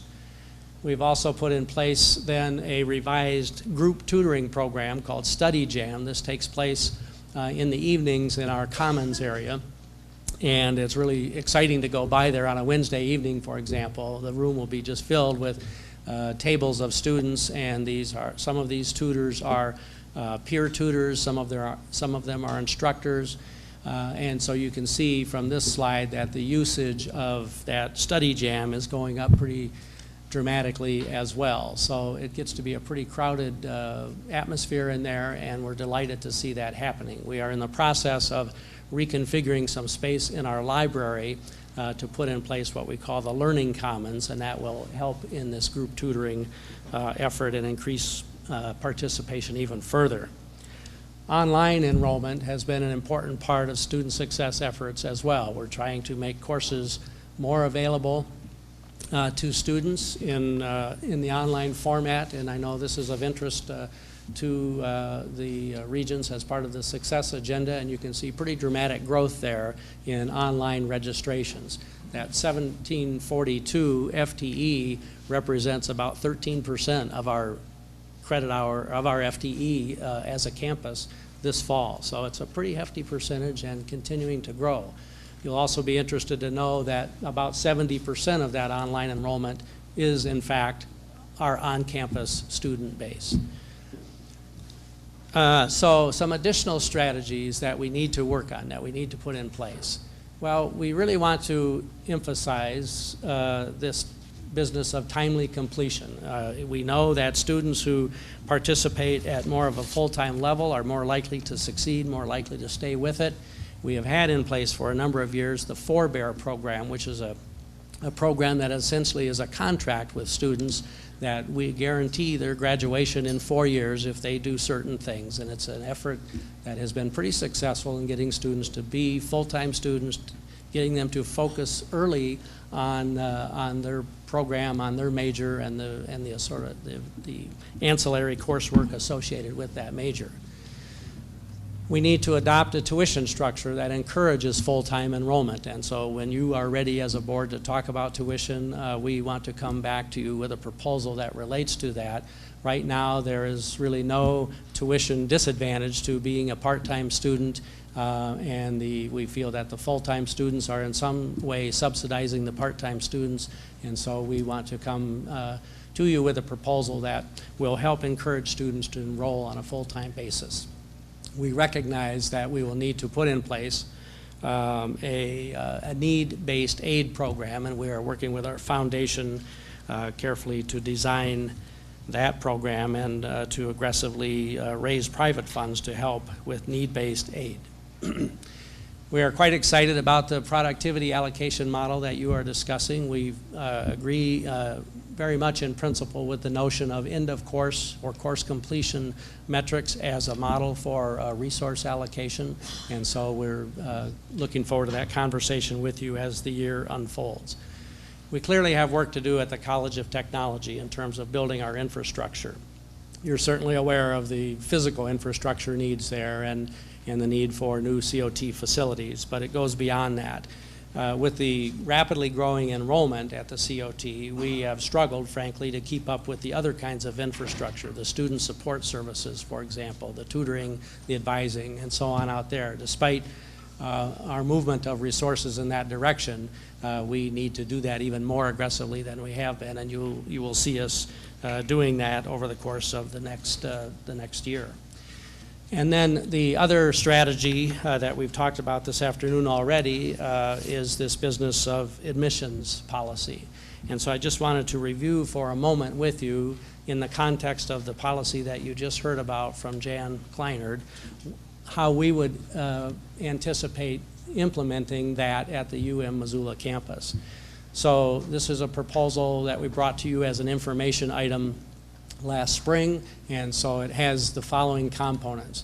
We want to grant automatic admission essentially to those students who complete in high school the full college prep curriculum. This is almost the Regents' rigorous core, but with the addition of 2 years of a second language. And so for those students who complete that full college prep curriculum, full admission, no questions asked. For those students who don't complete that full college prep curriculum but still meet the current MUS admissions criteria, those students would still be admittable. We will ask them, however, to provide some supplemental material in the form of an essay, a portfolio that helps demonstrate college readiness. And then the third category, we will still maintain that 15% exception pool to admit those students who demonstrate college readiness and potential in ways other than the traditional criteria that we've set forth there. The target date for implementing this proposal, that's a mistake. It should be fall of 2013. Sorry about that. So we want to make sure that we give, getting a little ahead of ourselves here, but we want to make sure we give high school students, teachers, parents some lead time to adjust to this new proposal and make sure that as they go into their junior year next year in high school, they are signing up for that fourth year of math, that third year of science, the foreign language, and so on that we expect to see. So now how do we anticipate this playing out? Well, actually the situation is more optimistic than what we thought at the time we really designed that proposal. What you see here is a graph that shows how we hope to see the class composition, if you will, play out over the next several years. The top segment of each of those bars represent those students who in fact complete that full college prep curriculum. Again, the 4 years of math, the foreign language, and so on. The middle segment represents the group of students that complete the MUS minimums, but not the full college prep curriculum. And then the bottom represents still the exception pool. We studied our incoming class this year very carefully and actually determined, a little bit to our surprise, to be honest, that 49% of our incoming class this fall actually already meets this full college prep curriculum. They've taken 4 years of math, 2 years of a language, 3 years of a science, and so on. That was really good news to find that out. So we have mapped out how we would like to see that progress eventually to where essentially all of the students come in with that full college prep.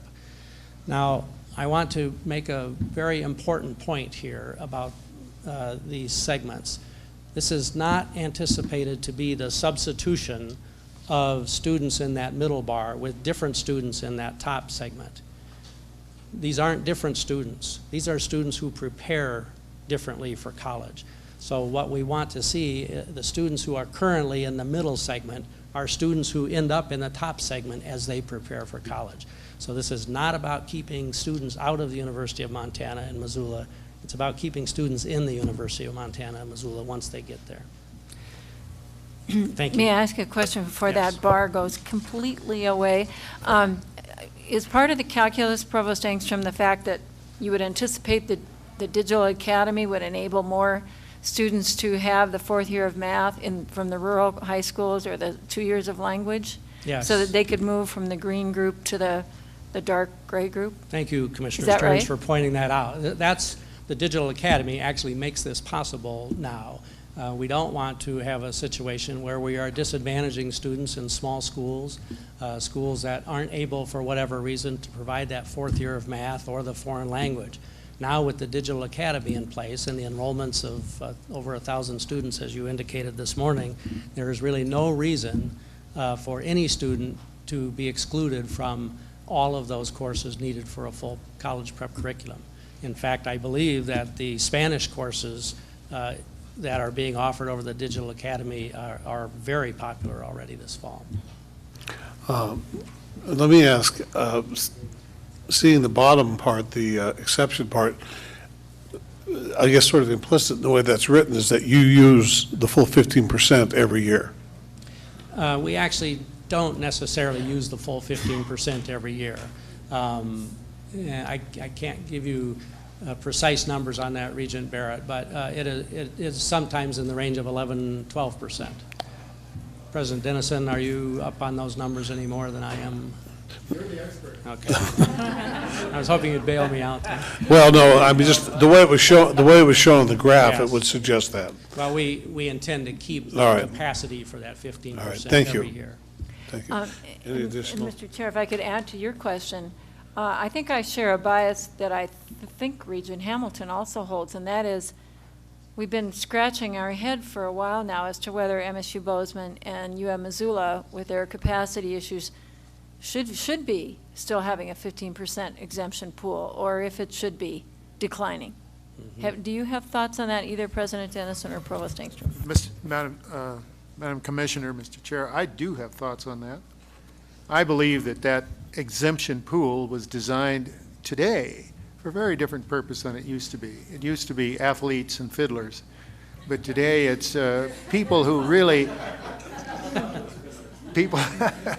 people who really have a different come from a different experience, and we need to be able to take account of their ability and their potential, and to make certain that we do that in a way that recognizes the obstacles they've overcome. Let me use an example of a scholarship program that currently exists, and that's the Horatio Alger program funded by the Washingtons.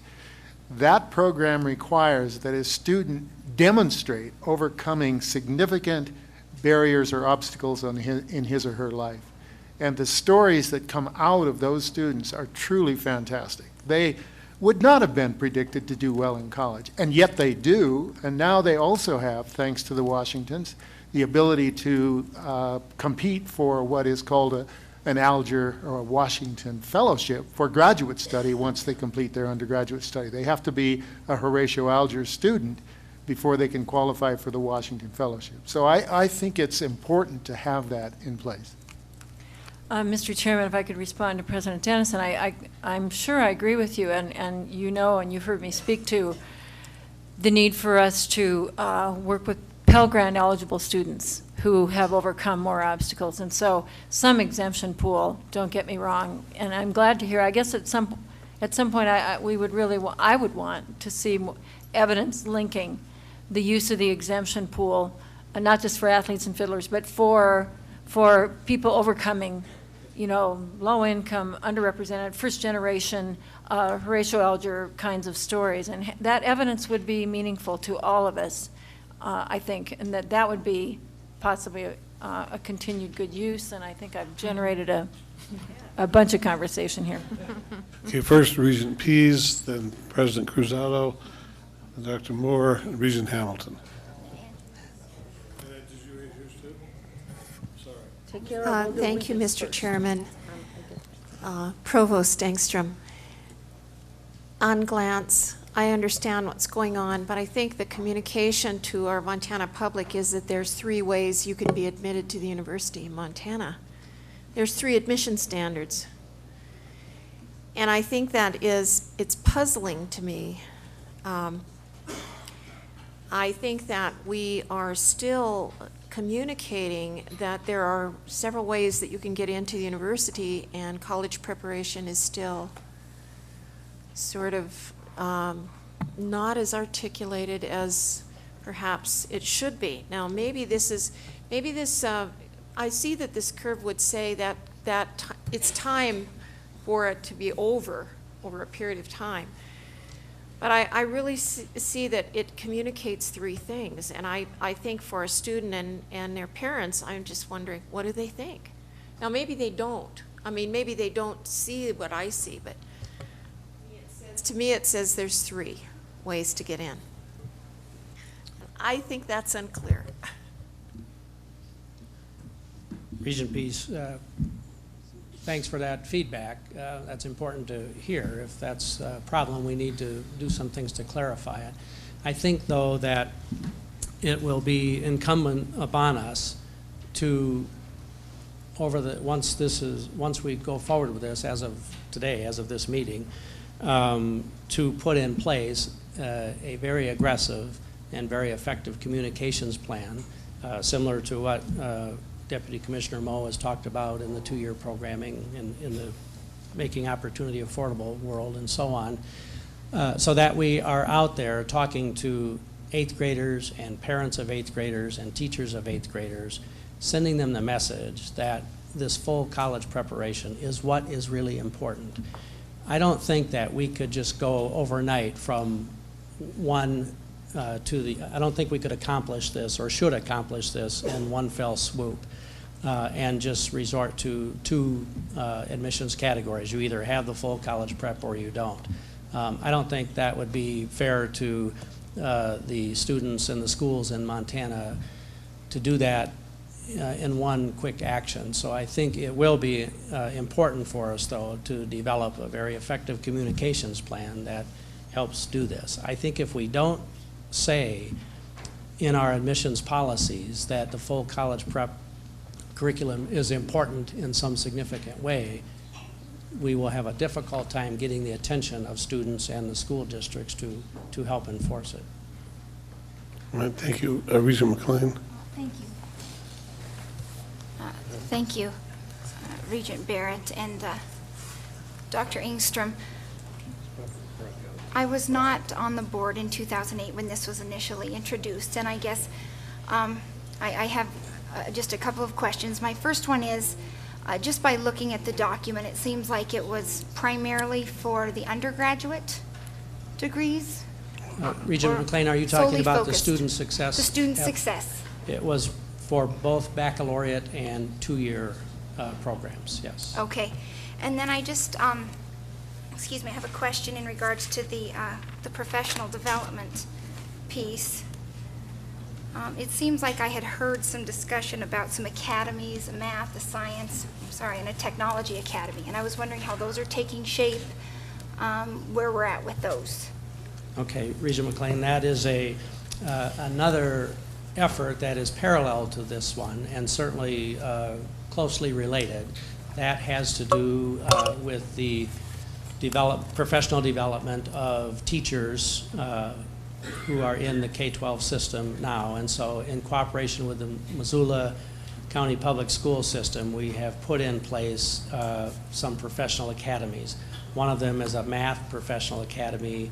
We have a science professional academy in place and a technology professional academy. These academies bring together faculty from the university and the K-12 system to really work together to develop themselves as educators and also to talk about new pedagogical approaches, content. They are talking about the alignment of expectations at the K-12 level and the university level. So those are operating in the Missoula area right now. Thank you. Thank you, Mr. Chairman, and I will keep this short. The students who, my question about the exception pool, I think I would like to see in your reports on your admissions updates to reflect the correlation between exceptions and graduation rates and progression rates. And I think that will help us better understand how you're using the exception pool. Thank you, Regent Hamilton. We can easily do that, and we'll be happy to do that. Yeah, and I guess that would generally apply, not just to U of M. President Cruzado. Yes. Mr. Chair and Madam Commissioner, to your question, I think that it's important for me to, at the risk of finally confirming to the regions that they hired the wrong person for the job, to specify once again that in the land-grant university, every day we have to show that access and excellence are not two mutually exclusive terms. So while we take great pride in attracting extraordinary students to Montana State University, it is part of our mission to also embrace the students that are included in that 15% exception, who might end up being exceptional students and citizens. I always go back to the example of Norman Burlock. Norman was the son of immigrants in Minnesota. He was not admitted to University of Minnesota. He simply did not have the qualifications to gain admissions. And it was thanks to an exceptional program that he was admitted. He ended up being an agronomist, being what it's called the father of the Green Revolution, worked in Mexico, worked in India, developed the necessary mechanisms for food production, and Norman Borlaug is credited from saving 1 billion people from starvation. This guy who was not admitted, who didn't have the qualifications to gain admission to University of Minnesota, went on to win the Presidential Award for Excellence and the Nobel Peace Prize. I always need to think that in one of those students that fall in that 15% can be the next Norman Borlaug. That's why I feel so passionately about this. Thank you. Deputy Commissioner Moore. I'm not sure it's ever fair to come after Waded, but I'll do that anyway. With your exemption pool and the fact that you're using sort of a portfolio for the other areas, are you also using that as a way to target services? So kind of following up on the question, if there are people that we think we should take who are college eligible but maybe not college prepared, do you use that process then to say how we help them succeed in that first year? Deputy Commissioner Moore, that's, I mean, we do that, and we have room for improvement in how we do that, to be sure.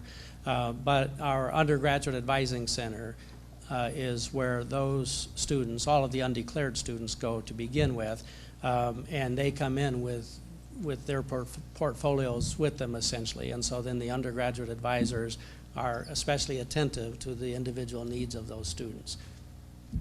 Again, in theory, that's how it's supposed to play out, right? And so we all try to implement that to the best of our ability.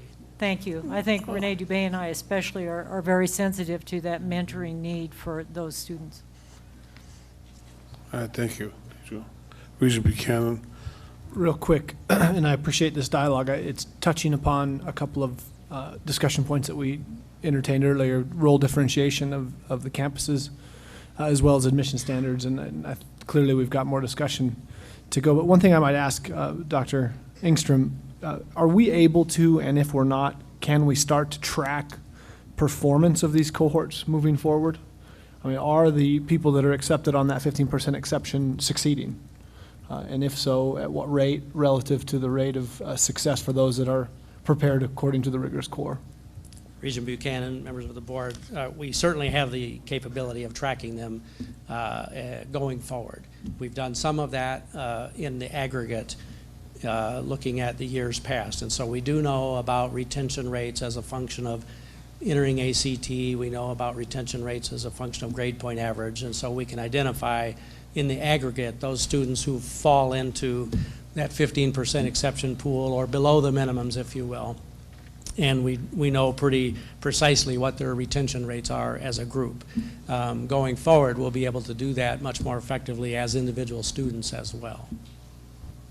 If we, Mr. Chairman, if we've been tracking it, do you have any color associated with that performance? Are we seeing success rates that are equivalent to those that are coming in prepared under the rigorous core?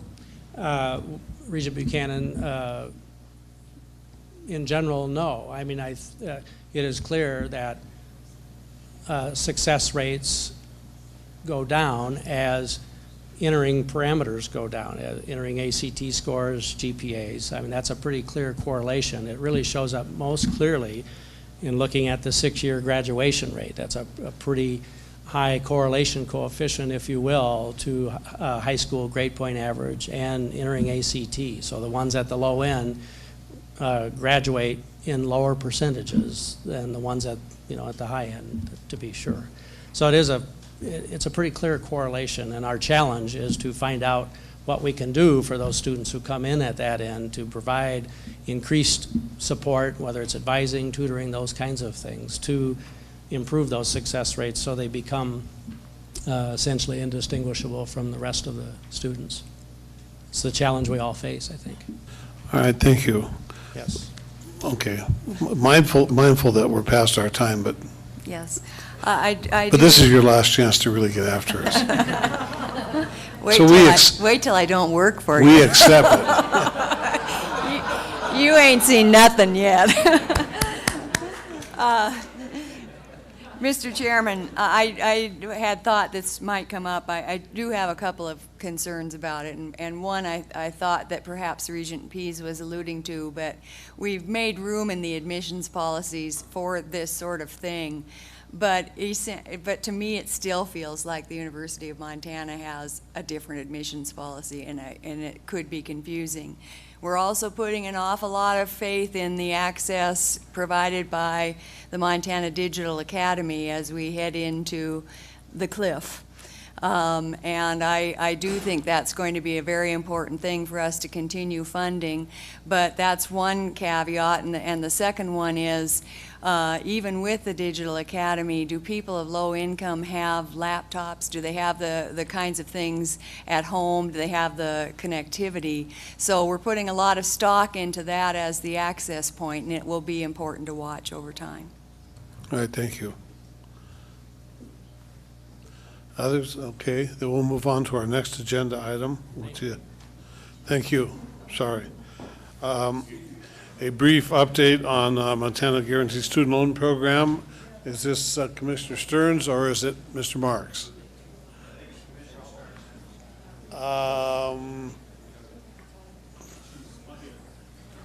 Okay. Well, while we're waiting for that, let's just defer that. We'll go to the item F, the Western Horsemanship Center, Western. Is there anybody here for that? Yes, I'm here. Well, we'd already changed topics, but that's okay. We can go back to the topic. You go back to your 2-gallon Coke.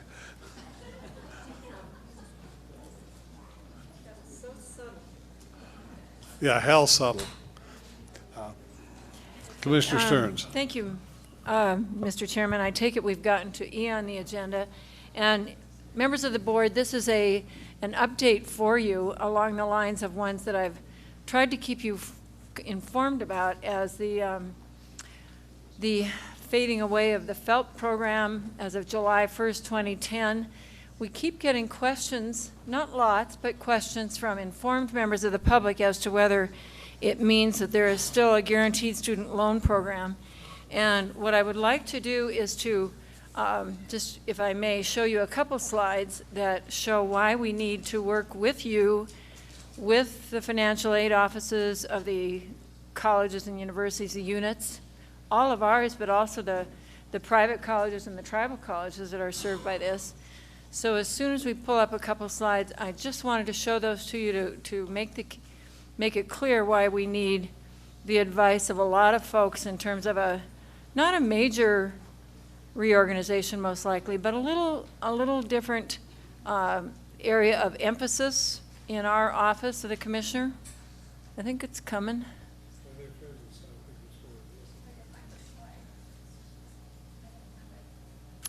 You don't have it. Is Tyler not here?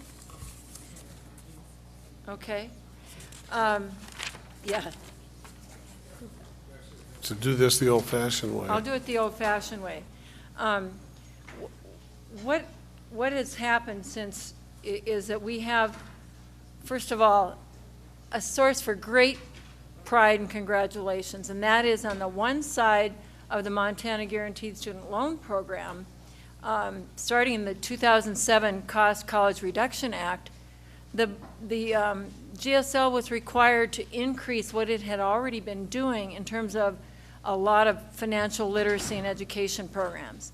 It was required to step that up, and what I need to convey is that we still have in the grant and in the GSL program, sort of astonishingly, we still have a loan portfolio to manage by GSL of $2 billion with a B.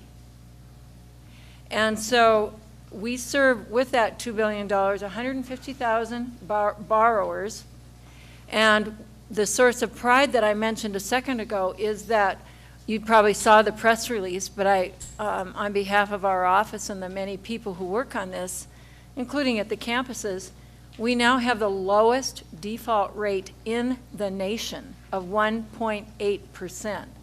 which does mean that the financial literacy and even more than that, that work that is being done with borrowers, the moment they are discovered to be verging on delinquency, the staff in our office, in the GSL office, begins to call center, work with them. How can we help? Did you understand about deferment? Did you understand option A, option B, option C?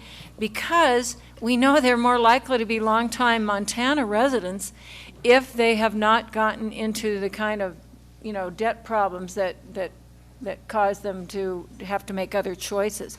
So we feel very proud of that. The counseling that the Guaranteed Student Loan Program staff still must do by federal requirement and under the oversight of federal audit will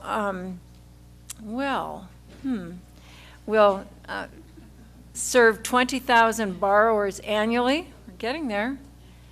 Skip that page and go to the next, because that's when I'm going first. There we go. You can see that the work that we're doing, we have averted over 16,000 defaults a year. Is that based on a national average versus an average default? Yes, that's a national comparison. I mean, other states, have 2, 3, 8, 9, 10%. Does that answer your question? Bruce, did you want to elaborate? We are the lowest at 1.8. The highest, I believe, is 12.7%. Yeah. So I think the next state that is close to us is Utah at about 2%. So it is really an amazing story to tell. And it is, I say the people downstairs because, the GSL staff works on what we call the garden level condo in our office. And the folks down in the garden level condo spend a lot of time on the phone with people who might be in a little bit of economic trouble. And they do it in such a user-friendly process that this is why we're ending up with this, and we're really proud of it. So and this continues to be a legal and federal responsibility of you as the Board of Regents, as the guarantor. But the other piece that over the years has been sort of ramped up, and that is to go back a page, Summer, to the Student Financial Aid Services page. At the, just to help serve you, the regents, for a number of years, that office, because it has been the convener of financial aid offices in the state and helped with the professional development of financial aid directors, across the state. Wouldn't have to do that, but of course it helps us get those good results that were on that other page when we do that.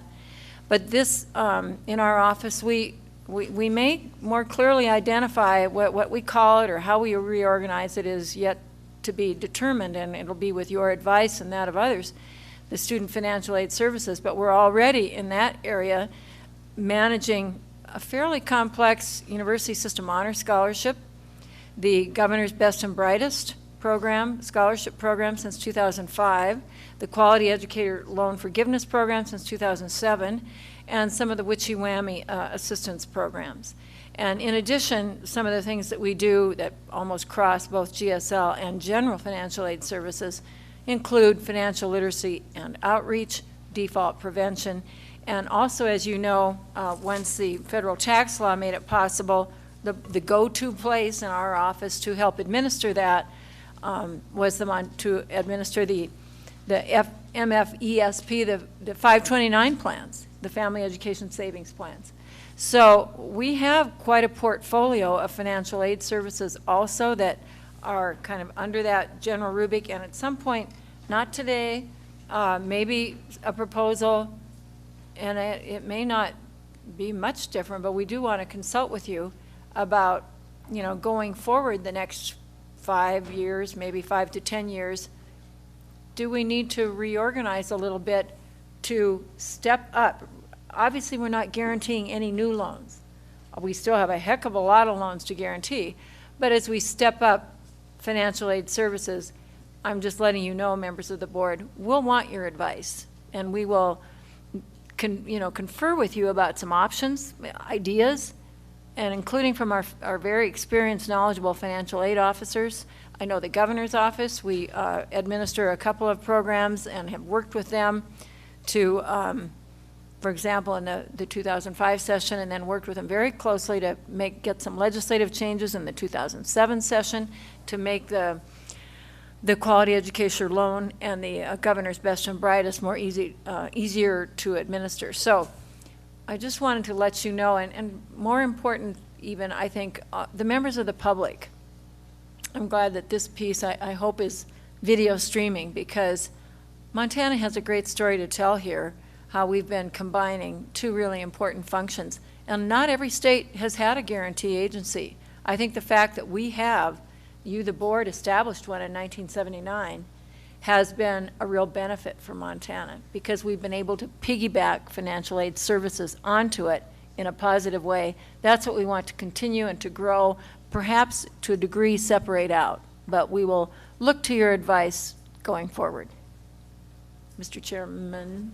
Thank you. Any questions of Commissioner Stearns? Okay, seeing none, we'll move on to our next agenda item, which is the Southwest Montana Western Horsemanship Center.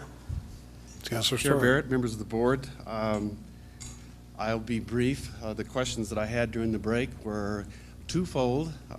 You're not going to take very long, are you? And do you know what time it is? And the answer to that was no and yes. I asked you neither. No, you didn't. That's true.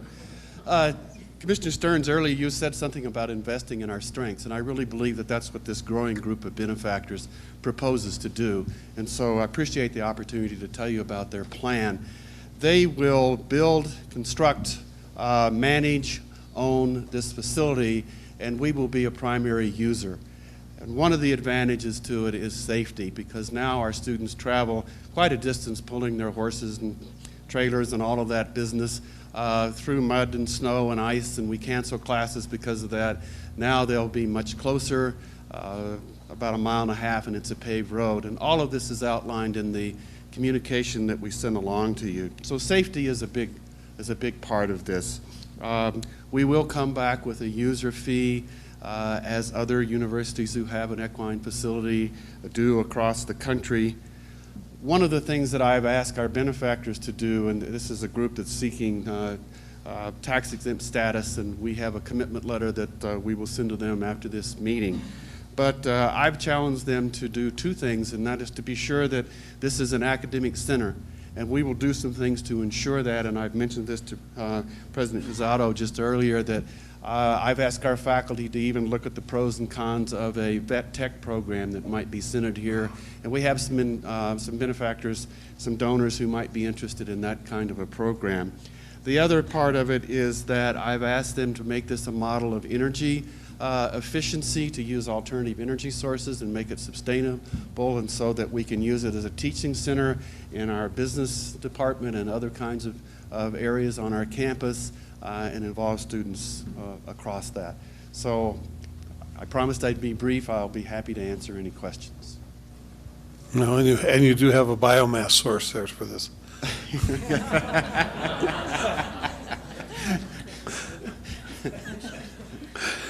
So anyway, any questions? I do know what time it is, yes. Thank you, Chancellor Story. The final item is the Level 2 memorandum, which would be items, of course, that would come up at the next board meeting for approval. Deputy Commissioner Moore will go through them to the level she sees fit. I think it would be fair to say, I made a point today, and I don't know what the other regions feel like, of a different level of dialogue about Level 2 items, I think, going forward. That is, I looked through some of these, and most of them contain the typical comments that there's a little resource here and a little resource there, not necessarily tenure track positions. And I think even when it's a little resource, you know, programs become departments and departments beget administration. And so we have to start having those discussions. So I would just be forewarning whoever's going to be presenting these, and as we move forward, to be prepared, at least for me, and I'm presuming other regions, to answer those questions. I only have a quick comment. I just call your attention to that curious title of mechatronics. and say, enjoy the reading, because this is first notice and we'll be deciding on these at the next meeting. My grandson, isn't that the little machine kind of things that transform into stuff? That is a teaser. I want you all to read these. Page Okay. turns. Are you going to go through them at all, or do you want to just leave them? All right, thank you. They can read them. All right. With that, we'll ask if there's any public comment on any items first on the agenda that we had. I see none. Is there any public comment on any items not on the agenda? All right, thank you. Mr. Chair. Thank you, Regent Barrett. We'll move right into the Staff and Comp Committee. We have two items under the action items. The first is possible action on the presidential search. I talked a bit about that this morning. We will have an item, as I discussed. The committee, the commissioner, have all recommended that we would offer the presidency to Royce Ingstrom, and we'll be prepared tomorrow to bring an item forward. I don't mean to imply we're rushing it, but we are, as you've noticed, I've gotten up a few times today. We're working on it as we speak, and it just happened to be that our regular scheduled board meeting was this week, and we're at that point, and I think it's appropriate. We're here, we're noticed, that we take action on it tomorrow. But I will be prepared tomorrow to make a motion, and we will have those items ironed out. And I will just say again, for the record, it will be very similar. We've spoke a lot on this board about parity between the two presidents in our system, and that's what we're working toward, and we will be prepared to act on that item tomorrow. The second item is Regents Professor, and we also are prepared to do that tomorrow. Rob Thomas is not here today, so if the committee's so willing, I would just like to ask that we move both of these action items for tomorrow, and we will take them up then. Everybody's all right with that? Okay. The consent agenda, as you all know, has been posted. We generally don't take those out one at a time, but we're more than welcome to if anyone would like to. Otherwise, would be my recommendation that we move items A through K forward to tomorrow as well. Regent Buchanan. Thanks, Mr. Chair. I'm not on the committee, but I do have a question related to some of the staff items. I noticed the stipend? The stipend is my question, exactly. I noticed most of the base increases relate to tenure, which is contractually bound, and I understand that. I noticed that a couple of the stipends are equivalent to, nearing 20% of annual salary, and I guess I would look at Sheila when I asked this question first. At what stage do we raise an eyebrow and say, now, how do we merit this? And two, all I can relate this to is our topics about fees and super tuition. I mean, at what stage here are we trying to sneak in, because generally we've said we don't want pay raises, but this is a way to sneak. I guess just my eyebrows get raised a little bit when we talk about these large stipends. Can I comment first, because I did ask some please. questions about it. I shared the same concerns. I will say, just as a point of reference, on the Missoula one, there's a number of stipends. Those are replacing, it used to be that those persons had automobiles, university automobiles, as part of their, they had a university automobile provided for them, and those automobiles have been taken away, and it's been converted to a stipend. And that is the bulk of them on the U of M one. There are some specific ones on the other items, which we could pull out any one you want to look at. And in the meantime, I'll let Commissioner Stearns answer your question. I'd like to mention Regent Buchanan, first of all, in regard to process. Almost, I think, any or every request for a change, in whether it's a stipend or a market or recruitment retention, in other words, understandably somebody may be getting an offer in a field that would be very hard for us to recruit and replace, but we are, a compelling case is made to us by the president, or in some cases president and chancellor, that with a modest level we can compete. it is built into some contracts, not others, but general policy on our part to allow for some of that market flexibility. But as per our agreement with the board when that was delegated to us, that it would not go over sort of a certain threshold, A, B, that we would expect a full explanation and defense that we would keep on file in regard from each campus as to each position, why there would be a change, and C, that we would make kind of an annual report for you or for auditors or anyone as to any exceptions to raises that we made and what the categories of reasons for those were. So with those caveats, those are the directions you've given us. We've followed actually quite conservatively, and the presidents have honored them. They do not make these decisions without, visiting with us and usually some negotiation and sometimes us saying no. There are some on here, some that are not on here that were asked for. So, but with that background, Kevin does most of the hands-on research for us, and I thought maybe would make provide a little extra knowledge. Yep, thank you, Chairman Christian, Regent Buchanan. With generally a stipend is additional compensation for additional duties and responsibilities that are above and beyond the essential, well, not essential, but above and beyond the duties and responsibilities for which the base salary was actually set. So the stipend is usually for additional duties and responsibilities that are not necessarily guaranteed or expected to last beyond the contract year, although it could happen in retrospect that perhaps the additional duties and responsibilities continued for more than one contract year at a time. In the case of faculty, the most common type of stipend that we see are for additional teaching, additional research, or additional service such as lectures and so forth.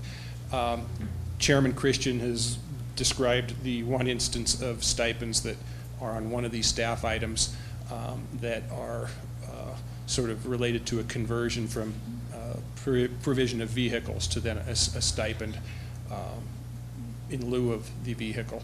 I am aware of, I believe, on this agenda, a case of a vice chancellor for whom the chancellor has reviewed and approved a stipend for additional duties and responsibilities, but that would be, again, duties that are above and beyond the job role and description that correlates to the actual base salary that may or may not last for more than 1 year at a time. So it really kind of boils down to the particular job class and what are the duties and responsibilities and what is the reason for the stipend in that particular case. There is no kind of general, there certainly is no pre-approval for the use of this nebulous thing called stipends that are just extra money not associated with anything. In almost all cases we can show, and when we dig down, we see that they are in recognition for additional duties and responsibilities, and the campus administrations have a pretty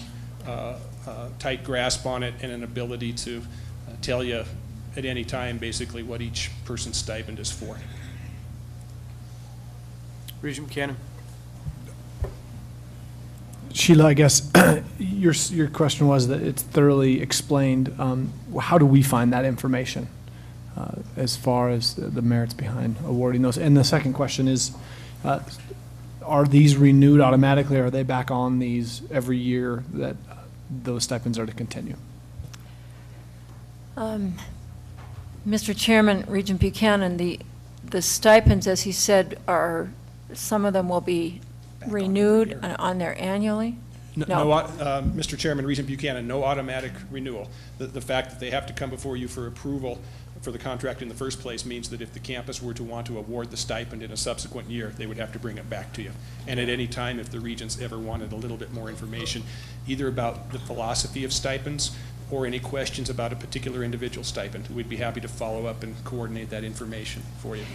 And the second part of that, Regent Buchanan, is I know you, especially with Reform Reinvention, you visit our office fairly often, but so do each of the regents. When you come to campus or to the office, we keep on file some of the changes we have authorized in regard to any changes as they so that if you want to know kind of how they're coming along during the year, you can take a look and get the explanation, and then you can ask for them to be on the agenda maybe in advance of September, or at least get an understanding. We are happy to be completely transparent, not just with members of the Staff and Compensation Committee, but all members of the board. Other questions? Mr. Villa? Mr. Chairman, just a question on how some of the athletic salaries are determined. Is there a formulaic expression? Is it based on ticket sales, or is it just sort of the position comes open and this is what the position's hired at? We could call some people up for a better explanation, but the latter, I believe, is the case. It's a market-based hiring. There are some bonuses, incentives in some of the coaching contracts that provide for retention rates of athletes and progress rates, or all those sort of things, including Coach of the Year and playoff games and some of those. But for the most part, I think they're determined on our list by contractual obligations that were entered into at the time they were hired. You nailed it, Regent Chairman. The base salary is determined on a pure market basis, the negotiations between the institution and the coach. At the time the Regents authorized the campuses to offer multi-year contracts to head coaches, the Regents also reviewed and approved a general matrix or structure for some incentive payments, as Regent Christian said, that have to do with things such as GPA, attendance, but also record of success in terms of the athletic record and so forth. Okay, we haven't went to win-loss yet, though, if that answers your question. I never want to go there, but I was just going through, and I noticed there is some disparity between men's and women's athletics, and that's something that I think we should look at. Mr. Chairman and Mr. Villa, we do look at that very closely. The NCAA requires us to maintain equitable salaries for men and women. And so we do trace those very, very carefully, and we're currently going through the certification review right now from the NCAA, and they will look deliberately at that issue. So we can't let it slip. We have to maintain parity under Title IX. Thank you, President Dennison. Commissioner Stearns. Thank you, Mr. Chairman.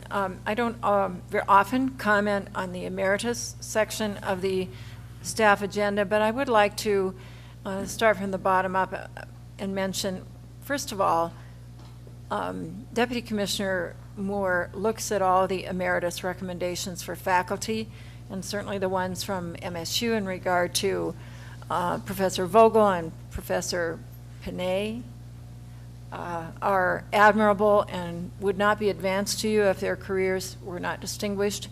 In the case of Professor Thomas Whidden, I don't know if he's following the streaming video. I would love it if he were. He's been a friend and a colleague for over 30 years, and his health is extremely fragile right now. So I want to give a shout out to him if you approve of this Professor Emeritus appointment. I know that he deserves it and that he'll appreciate it. And then right above those on the list are ones that we don't have too often, and that's a Chancellor Emeritus for Dr. Ronald Sexton, with a long-time faculty and administrative career, and for even more rare, a President Emeritus appointment that you have, there we go, for George M. Dennison. So I would just like to point those out. They're uncommon, they reflect distinction, and they are well earned. And congratulations. Thank you, Mr. Chairman, thank you very much, Commissioner Stearns. I thought maybe you were going to pull that for discussion. And debate. It's been talked about.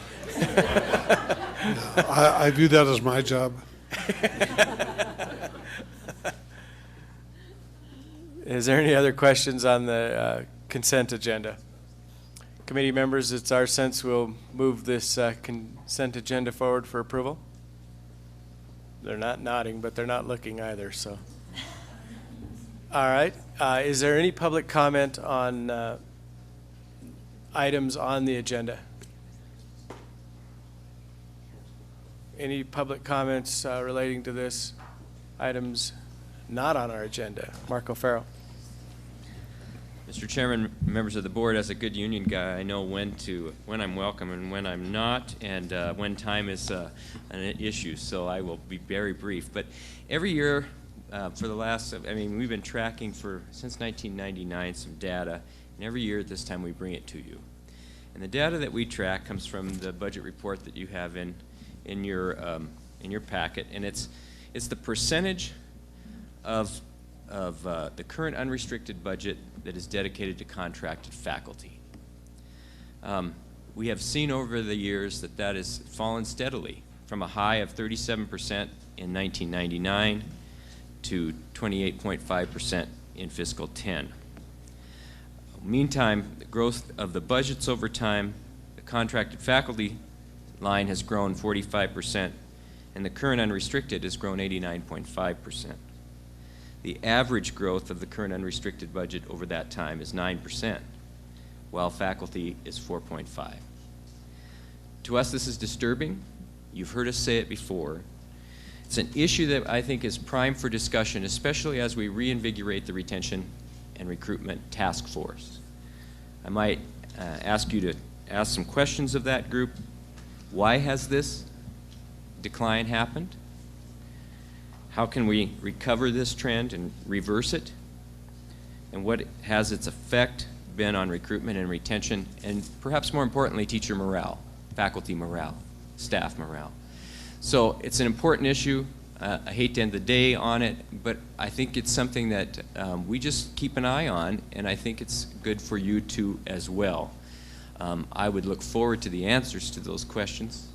Every year we sort of get told this is a metric that is the wrong metric or whatever, but the fact of the matter is it is a metric, and it must mean something, and we think it's disturbing. So thank you for your time. Thank you, Mr. Farrow. And it's a fine thing to end the day on. We recognize faculty and staff is the essential part of what makes up this institution, and that's a fair question, and that's a lot of why we are bringing back that task force, and we'll do our best to look into some of those items. Any other public comment not on the agenda? Then we'll close this committee meeting for staff and comp, and I will call for public comment not on the agenda as well. It's published, and we need to do that. Is there any public comment for items not on today's agenda?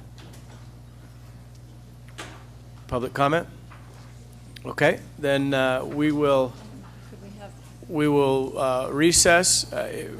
Chancellor Gilmore, if you'd like to say a few words, give us some instructions. Very soon we have the dedication of the National Resource Building and reception.